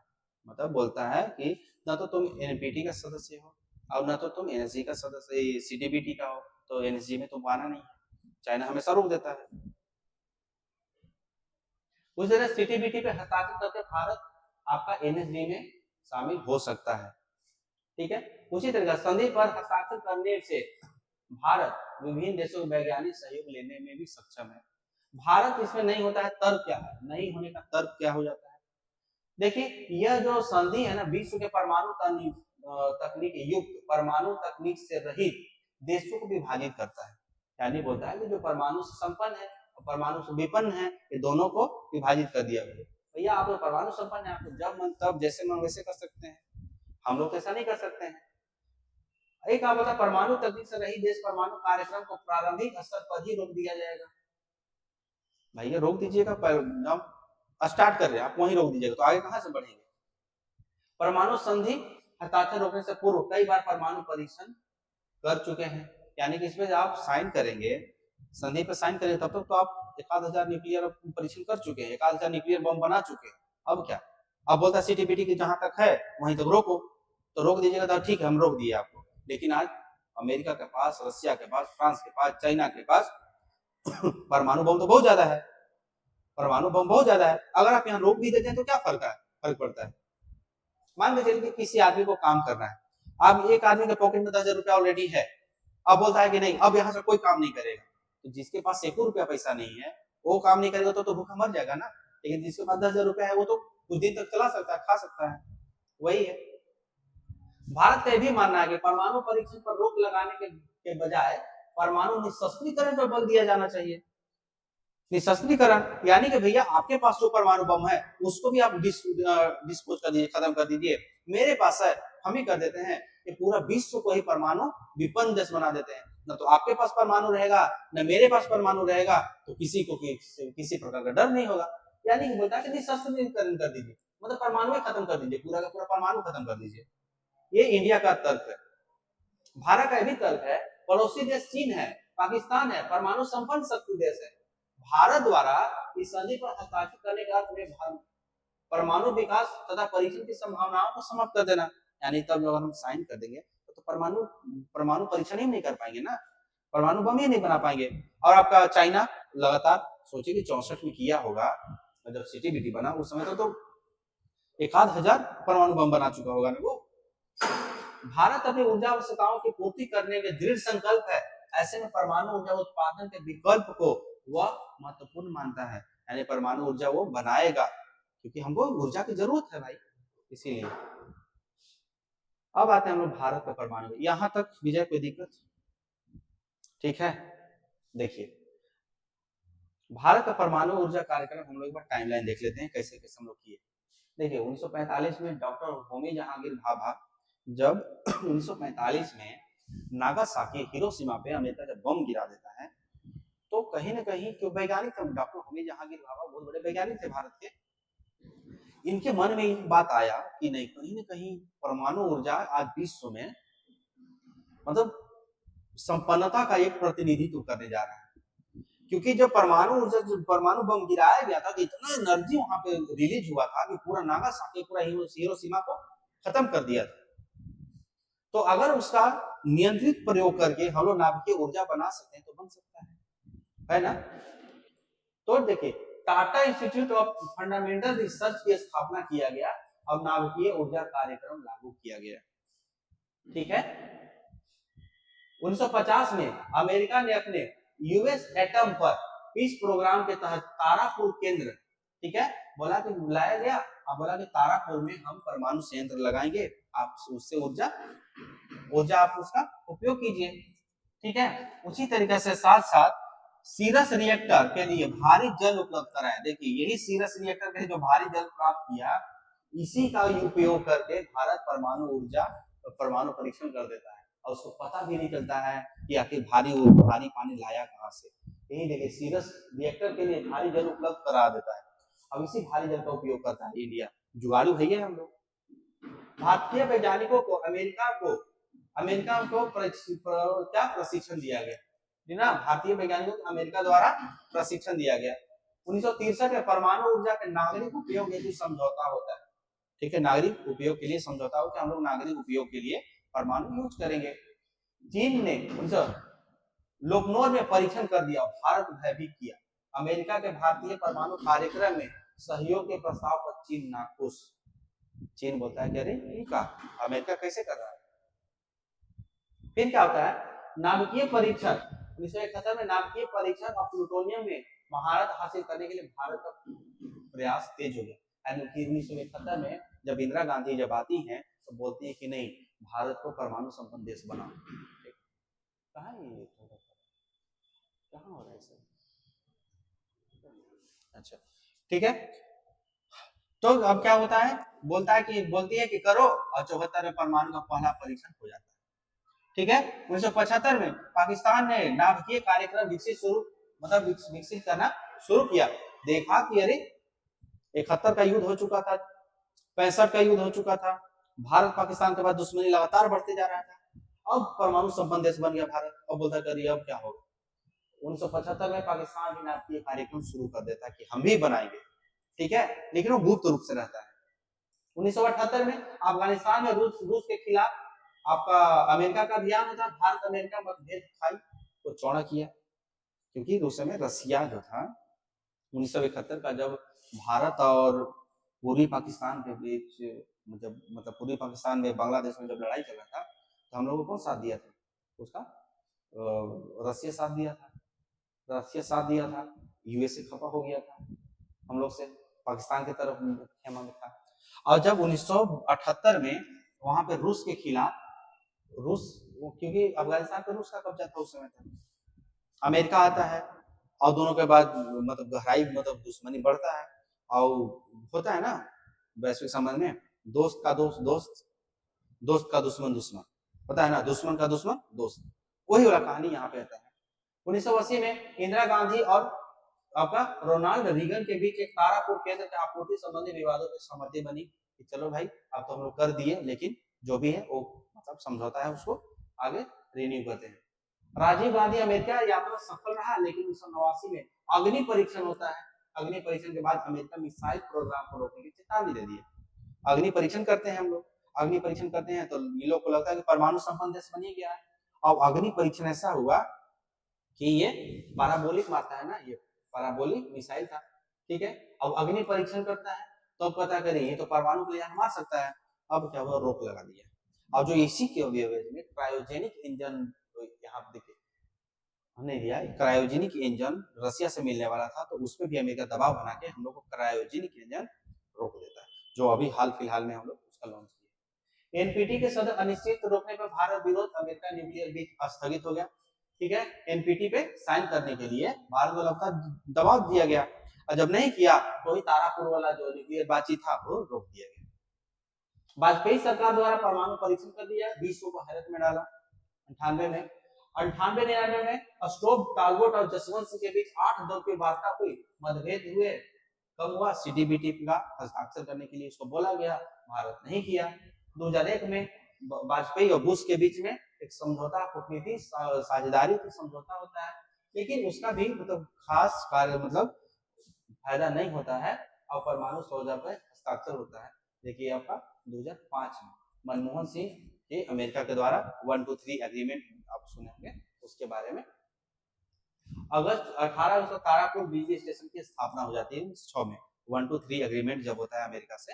तो वो 2008 में क्या होता है, 2007 में 210 मेगावाट क्षमता कैगा स्टेशन का कर्नाटक में स्थापना होता है। ठीक है, उसी तरीके से राजस्थान में परमाणु पावर स्टेशन की स्थापना, और 2014 में आपका रसिया के द्वारा कुडनकुलम परमाणु संयंत्र इसमें 1000 मेगावाट की स्थापना होता है। ठीक है, ये था टाइमलाइन। भारत का परमाणु कार्यक्रम कैसे स्टार्ट होता है, बस हम लोग देखें। देखिए इसमें क्या होता है, 1947 1998 के बीच में और 98 के बाद के बीच में देखते हैं। इसमें क्या है कि 47 से 98 तक देखते हैं, भारत परमाणु ऊर्जा शांतिपूर्ण उपयोग के उद्देश्य से 1948 में परमाणु ऊर्जा विधेयक का कानून बनाता है। ठीक है, 1948 में, और आपका 1954 में परमाणु ऊर्जा विभाग का गठन करता है। इस सिर्फ और सिर्फ ऊर्जा की आवश्यकता को पूरा करने के लिए बनाया जा रहा था। ठीक है, बदलाव की आवश्यकता क्यों पड़ गया, आखिर बदलाव की आवश्यकता क्यों पड़ा, क्योंकि जब हम लोग ऊर्जा विभाग का गठन किए, अब इस तरीका से चल रहे थे हम लोग शांतिपूर्ण से, बदलाव क्या था, आखिर नेहरू जी का नेवर द बॉम्ब पॉलिसी था, वो कारगर क्यों नहीं हुआ ना, आखिर Nehru ji never the bomb policy मतलब बोलते थे नेवर द बॉम्ब मतलब बम का उपयोग हम लोग नहीं करेंगे इसका। लेकिन आपका 1962 में चाइना का हमला हम लोग का दिक्कत किया, फिर भारत पाकिस्तान युद्ध 1965 में हुआ। ठीक है, चीन द्वारा 1964 में परमाणु का सफल परीक्षण कर दिया। ठीक है, पाकिस्तान और अमेरिका का गठबंधन बढ़ रहा था, बताया उस समय। ठीक है, कि अमेरिका का बढ़ रहा था, इसीलिए क्या हुआ, उनसे पोखरण परीक्षण हो गया। अब विकसित देशों द्वारा लगातार प्रतिबंध, अब इस तरीके से क्या होता है कि परमाणु का जो ये हम लोग का जो परमाणु ऊर्जा नीति था उसमें कहीं ना कहीं बदलाव की जरूरत पड़ता है, और 1972 में हम लोग का प्रथम आपका ऊर्जा नीति आता है, परमाणु ऊर्जा नीति आता है, जो भी हम लोग बोले। ठीक है, आगे देखिए, ये देखिए आपका है इंदिरा गांधी है, ये आपका 1974 का जो बम परीक्षण होता है वो था, ये देखिए यही आपका बम परमाणु। ठीक है, ये आपका 1998 का एपीजे अब्दुल कलाम है, अटल बिहारी वाजपेयी है, जॉर्ज फर्नांडिस। ठीक है, ये हम लोग का पोखरण का 1998 में जो परीक्षण होता है वो है आपका। देखिए यहाँ पे लिखा हुआ है जय जवान जय किसान कौन बोले थे, लाल बहादुर शास्त्री, और के बाद जय विज्ञान यही बोले थे। ठीक है, 11 और 13 मई के 1998 में पोखरण परीक्षण परमाणु किया गया था। इन परीक्षणों के बाद अमेरिका समेत कई देशों पर लगातार प्रतिबंध लगाया गया। ठीक है, यही आपका था, कितना का था देखिए, 1.5 किलो टन का एटम बम था। ठीक है, 1000 किलो का हाइड्रोजन बम। ठीक है, 0.2 किलो का सब किलो टन डिवाइस था। भारत दुनिया की 6ठी परमाणु ताकत बना, 5वां कौन था, चाइना, 6ठा कौन बना, अब इसी के बाद जस्ट तुरंत पाकिस्तान मारता है उधर 2-3 दिन बाद।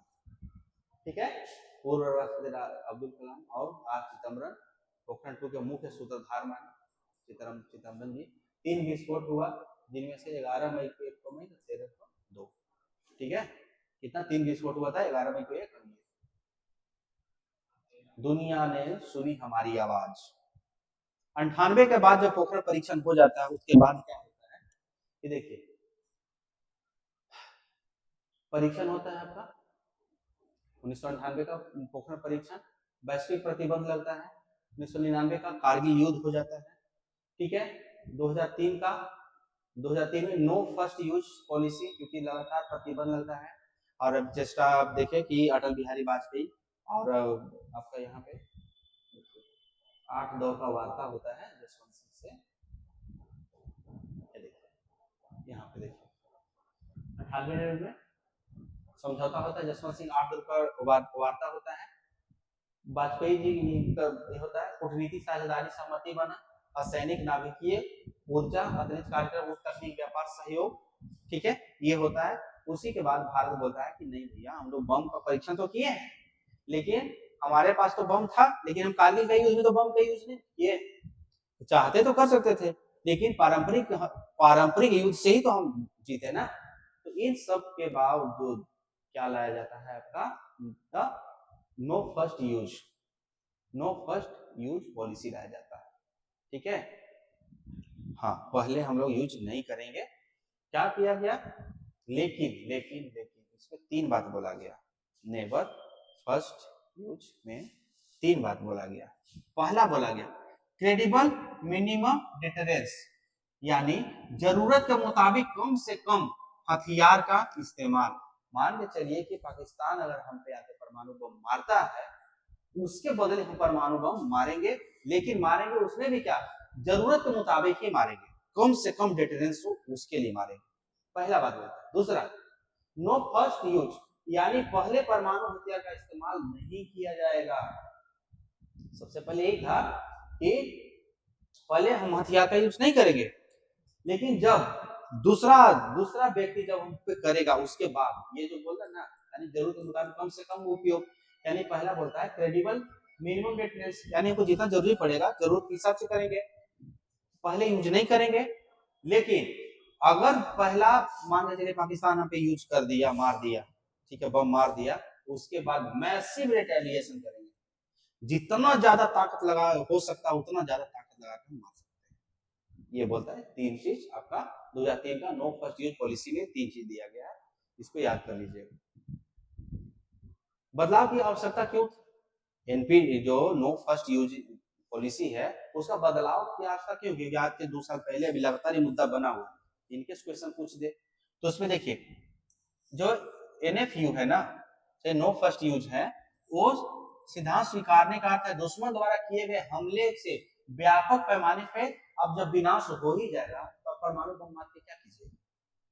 मान लीजिए चाइना आप पे बम मार दिया, पाकिस्तान आप पे बम मार दिया, पूरा का पूरा आधा देश को खत्म ही कर दिया, तो फिर आप कैसे आप बम मार के करिएगा क्या, ठीक है। तो विरोध में जा रहा है। भारतीय जनता इस सिद्धांत को सहन नहीं है, राष्ट्र मनोवैज्ञानिक रूप से इसके लिए तैयार नहीं है। भैया बात सही है कि हमारे पास परमाणु बम है तो हम पहले क्यों नहीं मारेंगे, और जब वो मारेगा हम मारने का वेट करेंगे उसका, यह नैतिक रूप से गलत है, ठीक है। लोगों को संकट में रखने का शीर्ष नेतृत्व का कोई अधिकार नहीं है, मतलब आप देश के जनता को संकट में नहीं रख सकते हैं। आपके पास बम है, युद्ध जब छिड़ी गया है तो ऐसे भी कहा गया है प्यार और लड़ाई में कुछ जायज नहीं होता है ठीक ना। इस सिद्धांत का हमलावर शत्रु को दंडित करने से बचाता है। नहीं, पाकिस्तान बोलता है हमेशा हम परमाणु संपन्न देश है, हमारे पास टैक्टिकल हथियार है, ये सब बोलता है ना, तो वही सब बोल रहा है। अब यहाँ पे क्या है आपका कि जवाबी हमले के प्राकृतिक शत्रु के बराबरी करने तक सीमित होता है, साथ ही यह बृहद स्तर पर प्रथम आक्रमण से बचाने का बैलिस्टिक मिसाइल रक्षा प्रणाली की आवश्यकता होती है, ठीक है। मान के चलिए कि परमाणु बम अगर दूसरा बम मार रहा है आपके पास, तो आपके पास भी तो बैलिस्टिक मिसाइल ऐसा होना चाहिए ना कि उसको उधर ही खत्म कर दे, तो उसमें भी तो आप उसके लिए तो आपको हेवी इन्वेस्टमेंट करना पड़ेगा, ठीक है। एक बार परमाणु हमला प्रारंभ हो जाने पर इसकी वृद्धि का नियंत्रण संभव नहीं है, लगातार वृद्धि करते जाएगा, नियंत्रण ही नहीं हो सकता है। देखिए 1 to 3 समझौता क्या है आपका कि इसमें है कि देखिए हाइड कानून पहले जान लीजिए। हाइड कानून है ना कि एक सेक्शन है अमेरिका का कानून में, एक सेक्शन, उसमें 1 to 3 सेक्शन है। इसमें क्या है, उसको हाइड कानून बोलते हैं।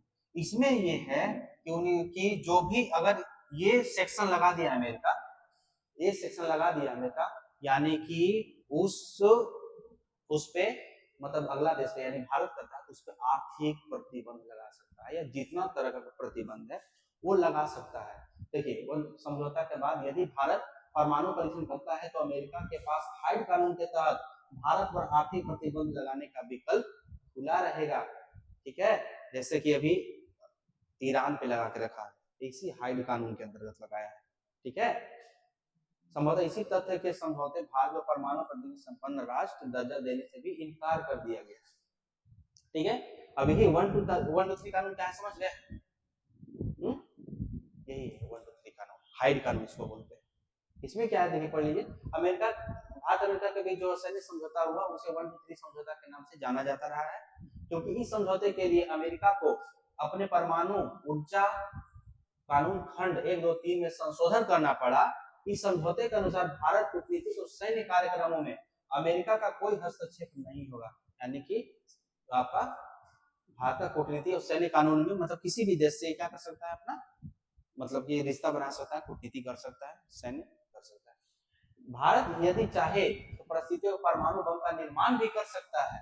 देखिए समझौता के प्रारूप में यह स्पष्ट किया गया कि भारत के ऊपर ऐसी कानूनी बंदिश नहीं होगी। मतलब अमेरिका बोला 1 to 3 के बंदिश से बाहर कर दिया कि आपको जरूरत पड़े परमाणु बम बना सकते हैं, लेकिन उसका उचित उपयोग होना चाहिए। ये आपका 1 to 3 हाइड कानून हो गया। भारत अमेरिका परमाणु समझौता हुआ था कि आपका परमाणु रिएक्टर और ईंधन सहित परमाणु कार्यक्रम को अमेरिका सहयोग करेगा, ऊर्जा परमाणु से संबंधित आधुनिकतम तकनीक और वैज्ञानिकों का इस्तेमाल करेगा, परमाणु रिएक्टरों के लिए आजीवन ईंधन आपूर्ति सुनिश्चित होगा, भारत सैनिक परमाणु कार्यक्रम में कोई बाहरी दखलंदाजी नहीं करेगा। मतलब हम सैन्य जो भारत में सैनिक परमाणु कार्यक्रम चलाएंगे, बम बनाएंगे या कुछ भी करेंगे, उसमें हमको बाहरी हस्तक्षेप नहीं होना चाहिए, यानी अमेरिका हमको हस्तक्षेप नहीं करेगा। ठीक है, परमाणु आपूर्तिकर्ता समूह, ठीक है, एनएसजी, ठीक है, न्यूक्लियर सप्लायर ग्रुप के दूसरे सदस्यों के साथ भी ऐसा समझौता खुला हो जाएगा। खतरा क्या है? परमाणु परीक्षण करने पर हाइड कानून की आड़ में अमेरिका जो करार है खत्म कर सकता है। परमाणु खत्म किया, हाइड कानून फिर से लगा देगा, जो भी किया धारा समझौता वो खत्म हो जाएगा। 1 साल नोटिस पर अमेरिका समझौते को खत्म कर सकता है। 1 साल के नोटिस पे समझौता खत्म कर देगा। मान के चलिए कि आप परमाणु ऊर्जा कुडन लगा रहे हैं, ठीक है, या गोरखपुर हरियाणा में परमाणु संयंत्र लगा रहे हैं, तो ऐसा तो नहीं कि परमाणु रिएक्टर 1 साल में बन जाता है, उसमें सालों साल लगता है। अब अमेरिका बोला कि 1 साल के बीच में 1 साल के नोटिस दे दिया, बोला कि अब हम खत्म करते हैं, इसके बाद प्रतिबंध लगा दिया, तो भारत को नुकसान ही नुकसान है।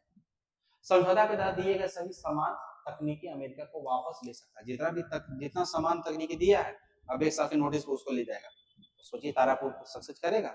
नहीं करेगा। भारत को अपने अधिकांश सेक्टर आईएईए की निगरानी के लिए खोलने होंगे।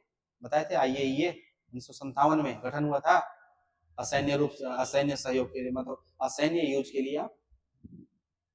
भारत को शांतिपूर्ण परमाणु कार्यक्रम सूचनाएं अमेरिका को हर वर्ष सौंपनी होगी।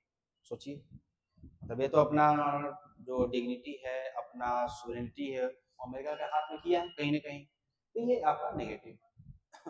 परमाणु ऊर्जा का भारत में नागरिक उपयोग, ठीक है, 2021-22 के लिए अनुमानित ऊर्जा आयोग स्तर कितना है? 15,66,223, ठीक है, और 2018 में कितना था? 12,74,000। देखिए कितना तेजी से बढ़ रहा है, ठीक है, कितना कितना बढ़ गया है? 22.86% बढ़ा है। कहाँ कहाँ देखिए ये सब है, परमाणु ऊर्जा संयंत्र कहाँ है? ये कैगा कर्नाटक में हो गया, जैतापुर कर्नाटक हो गया, ठीक है, हमारा देखिए तो मीठीवर्दी हो गया, ठीक है, काकरापाड़ा गुजरात में हो गया, ठीक है, यहाँ पे होगा माही बसवाड़ा आपका राजस्थान में हो गया, आपका देखिए यहाँ पे राजस्थान में हो गया, रावत भाटा हो गया, ठीक है, ये देखिए आपका गोरखपुर हरियाणा में हो गया, नैरा उत्तर प्रदेश में हो गया, हरिपुर हो गया आपका वेस्ट बंगाल में, उसी तरीके से देखिए कुडनकुलम यहाँ पे हो गया आपका, कैगा कर्नाटक बताइए, ठीक है, कलपक्कम भी तमिलनाडु में हो गया, ठीक है, वाडा हो गया आपका, भीमपुर हो गया आपका, क्या है, चुटका मध्य प्रदेश में होगा। इस तरीके से हमारा परमाणु संयंत्र है सर। वर्तमान में स्थापित परमाणु क्षमता हम लोगों का कितना है? 6,768 मेगावाट है, ठीक है सर। 1 मेगावाट मूल्यांकन करना बंद, शट डाउन। देश में उत्पन्न कुल विद्युत क्षमता में लगभग कितना परसेंट योगदान हम लोग कर रहे हैं? मात्र 3% परमाणु ऊर्जा से योगदान कर रहे हैं। परमाणु ऊर्जा संयंत्रों का क्रियान्वयन कौन कर रहा है? तो आपका nuclear power corporation of India NPCL के द्वारा किया जा रहा है। ठीक है, भारत में आपका यही है, आपका एनपीसीएल के बारे में है। कब 87 कब लाया गया था? कंपनी एक्ट के अंतर्गत लाया गया, 1987 में लाया गया। और ये परमाणु ऊर्जा विभाग के अंतर्गत काम करता है। ठीक है, परमाणु ऊर्जा विभाग। ठीक है, परमाणु ऊर्जा विभाग का गठन कब हुआ था? 1954 में। ठीक है, पंडित जी किए थे। ठीक है, अभी राष्ट्रपति के आदेश के द्वारा प्रधानमंत्री सीधे प्रभार में रहता है परमाणु ऊर्जा विभाग, यानी प्रधानमंत्री के अंतर्गत, डायरेक्ट प्रधानमंत्री के अंतर्गत रहता है। ठीक है, निर्माणाधीन देखिए संयंत्र में गुजरात का काकरापाड़ा। ठीक है, राजस्थान का है, हरियाणा गोरखपुर, कुडनकुलम, कलपक्कम, ये सब आपका निर्माणाधीन है, अभी निर्माण नहीं हुआ है सब। ठीक है, इतना एनर्जी यहाँ से आप लोग लाएगा। और प्रशासनिक स्वीकृति और वित्तीय मंजूरी प्राप्त योजना मध्य प्रदेश का चुटका हो गया आपका, कर्नाटक हो गया। ठीक है, कर्नाटक का कैगा हो गया आपका, कैगा इतना एनर्जी ये लाएगा। राजस्थान का हो गया आपका, हरियाणा गोरखपुर हो गया, कलपक्कम हो गया। इस तरीके से इतना एनर्जी ला रहा है। हाँ सर, गोरखपुर, ये गोरखपुर वो नहीं है सर, ये आपका गोरखपुर राज्य, ये आपका हरियाणा में गोरखपुर है, वहां पे ये परमाणु ऊर्जा संयंत्र लगाया गया है। ये गोरखपुर ऊपी वाला गोरखपुर ये नहीं है। ऊर्जा संरक्षण ऊर्जा दक्षता के लिए भारत द्वारा उठाए गए कदम, ऊर्जा संरक्षण अधिनियम 2001 लाया गया था। ठीक है, उसी में इसमें क्या है, अधिनियम के 5 प्रमुख प्रावधान क्या था? अभिहित उपयोग, माने जितना भी उपयोग चाहिए उतना उपयोग चाहिए। उपकरणों का मानक और लेबलिंग अब तो जान है ना ऊर्जा दक्षता के लिए। ऐसे नहीं होता है फैन लेने जा रहे हैं तो उसमें बोलता है कि नहीं आपका 30 वाट लगेगा, 30 वाट ऊर्जा कंज्यूम करेगा, होता है ना, उस तरीके से हो गया आपका। ऊर्जा का देखिए, ऊर्जा संरक्षण भवन कोड। ठीक है, ग्रीन एनर्जी बिल्डिंग कोड बनाया गया, बिल्डिंग कोड बनाया गया कि आपका कितना ग्रीन है आपका बिल्डिंग, उस तरीके से हो गया आपका। संस्थागत ढांचा अर्थात ऊर्जा दक्षता ब्यूरो का गठन किया गया, ये आपका कितना ऊर्जा, कौन सा इक्विपमेंट, कौन सा घर कितना ऊर्जा दक्ष है उसका निगरानी करे। ऊर्जा संरक्षण निधि की स्थापना किया गया। ठीक है, यह देश में ऊर्जा दक्षता अभियान को केंद्र और राज्यों के लिए कानूनी ढांचा संस्थागत व्यापक है। अब बीईई मतलब ऊर्जा दक्षता ब्यूरो है, यह ऊर्जा संरक्षण अधिनियम 2001 के अंतर्गत लाया गया था। ठीक है, तथा विद्युत मंत्रालय के अंतर्गत ये कार्य करता है। यह भारतीय अर्थव्यवस्था की ऊर्जा इंटेंसिटी यानी एनर्जी इंटेंसिटी को घटाने के प्राथमिक उद्देश्य को, यानी ऊर्जा लगातार बढ़ रहा है, ऊर्जा की नीड बढ़ रहा है, उसको कम करना है। कैसे कम करना है? तो आप ग्रीन बिल्डिंग कोड लाइए, आप ये कीजिए, तो ये सब के लिए है आपका। ठीक है, संरक्षण अधिनियम 2001 के तहत सौंपे गए, इस तरीके से आपका है। स्टार लेबलिंग यानी कि होता है ना 1 star 2 star 3 star 4 star, star दिया गया। तो मान के चलिए कि एसी लेते हैं हम लोग, तो उसमें स्टार रेटिंग होता है कि हाँ कितना स्टार, 2 स्टार 3 स्टार होता है, क्या 5 स्टार 5 स्टार लेते हैं, यानी कि ऊर्जा कम से कम आपका खर्चा होगा। उसी तरीके से आपका हो गया राष्ट्रीय ऊर्जा संरक्षण पुरस्कार। ठीक है, किसके द्वारा दिया जाता है आपका? ठीक है, विद्युत मंत्रालय के द्वारा दिया जाता है। किसके द्वारा? ऊर्जा दक्षता ब्यूरो के सहयोग से विद्युत मंत्रालय के द्वारा दिया जाता है। 14 दिसंबर को दिया जाता है, याद रखिएगा 14 दिसंबर। देखिए ईंधन सेल तकनीक क्या है? ईंधन सेल तकनीक देखिए पूरा यहाँ पे दिया गया है। माइक्रोबियल सेल ये होता है, ये आपका, आप लोग इसको पढ़ लीजिएगा देखकर।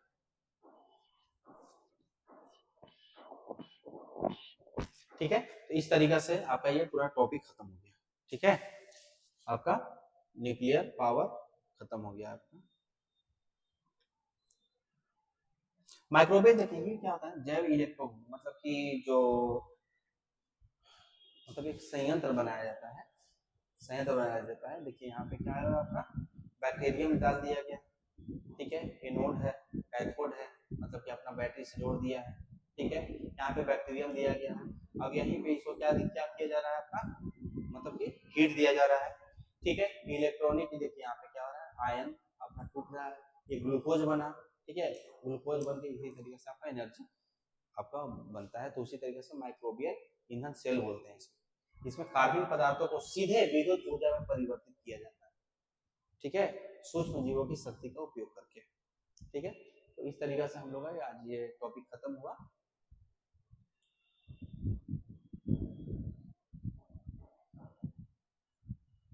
इसके बाद फिर हम लोग अगला टॉपिक के साथ आएंगे।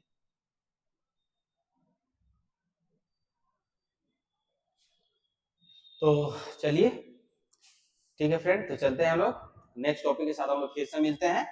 और चलिए आप लोग तैयारी अच्छा से कीजिए और अपने तैयारी का प्रारूप अच्छा तैयार कीजिए। और आप लोग जिस तरीके से आप लोग का कॉल मैसेज आ रहा है तो नोट्स आप लोग को मिलते रहेगा। और आप लोग कोशिश कीजिए कि क्वेश्चन आंसर लेके आप लोग व्हाट्सएप ग्रुप पे सेंड करें, ताकि उसका इवेलुएट करके हम लोग आप लोग को बता सके कि हाँ किस तरीके से आंसर लिखना है और 11 JPSC में एक सीट रिजर्व करना है। तो चलिए फ्रेंड, ऑल द बेस्ट।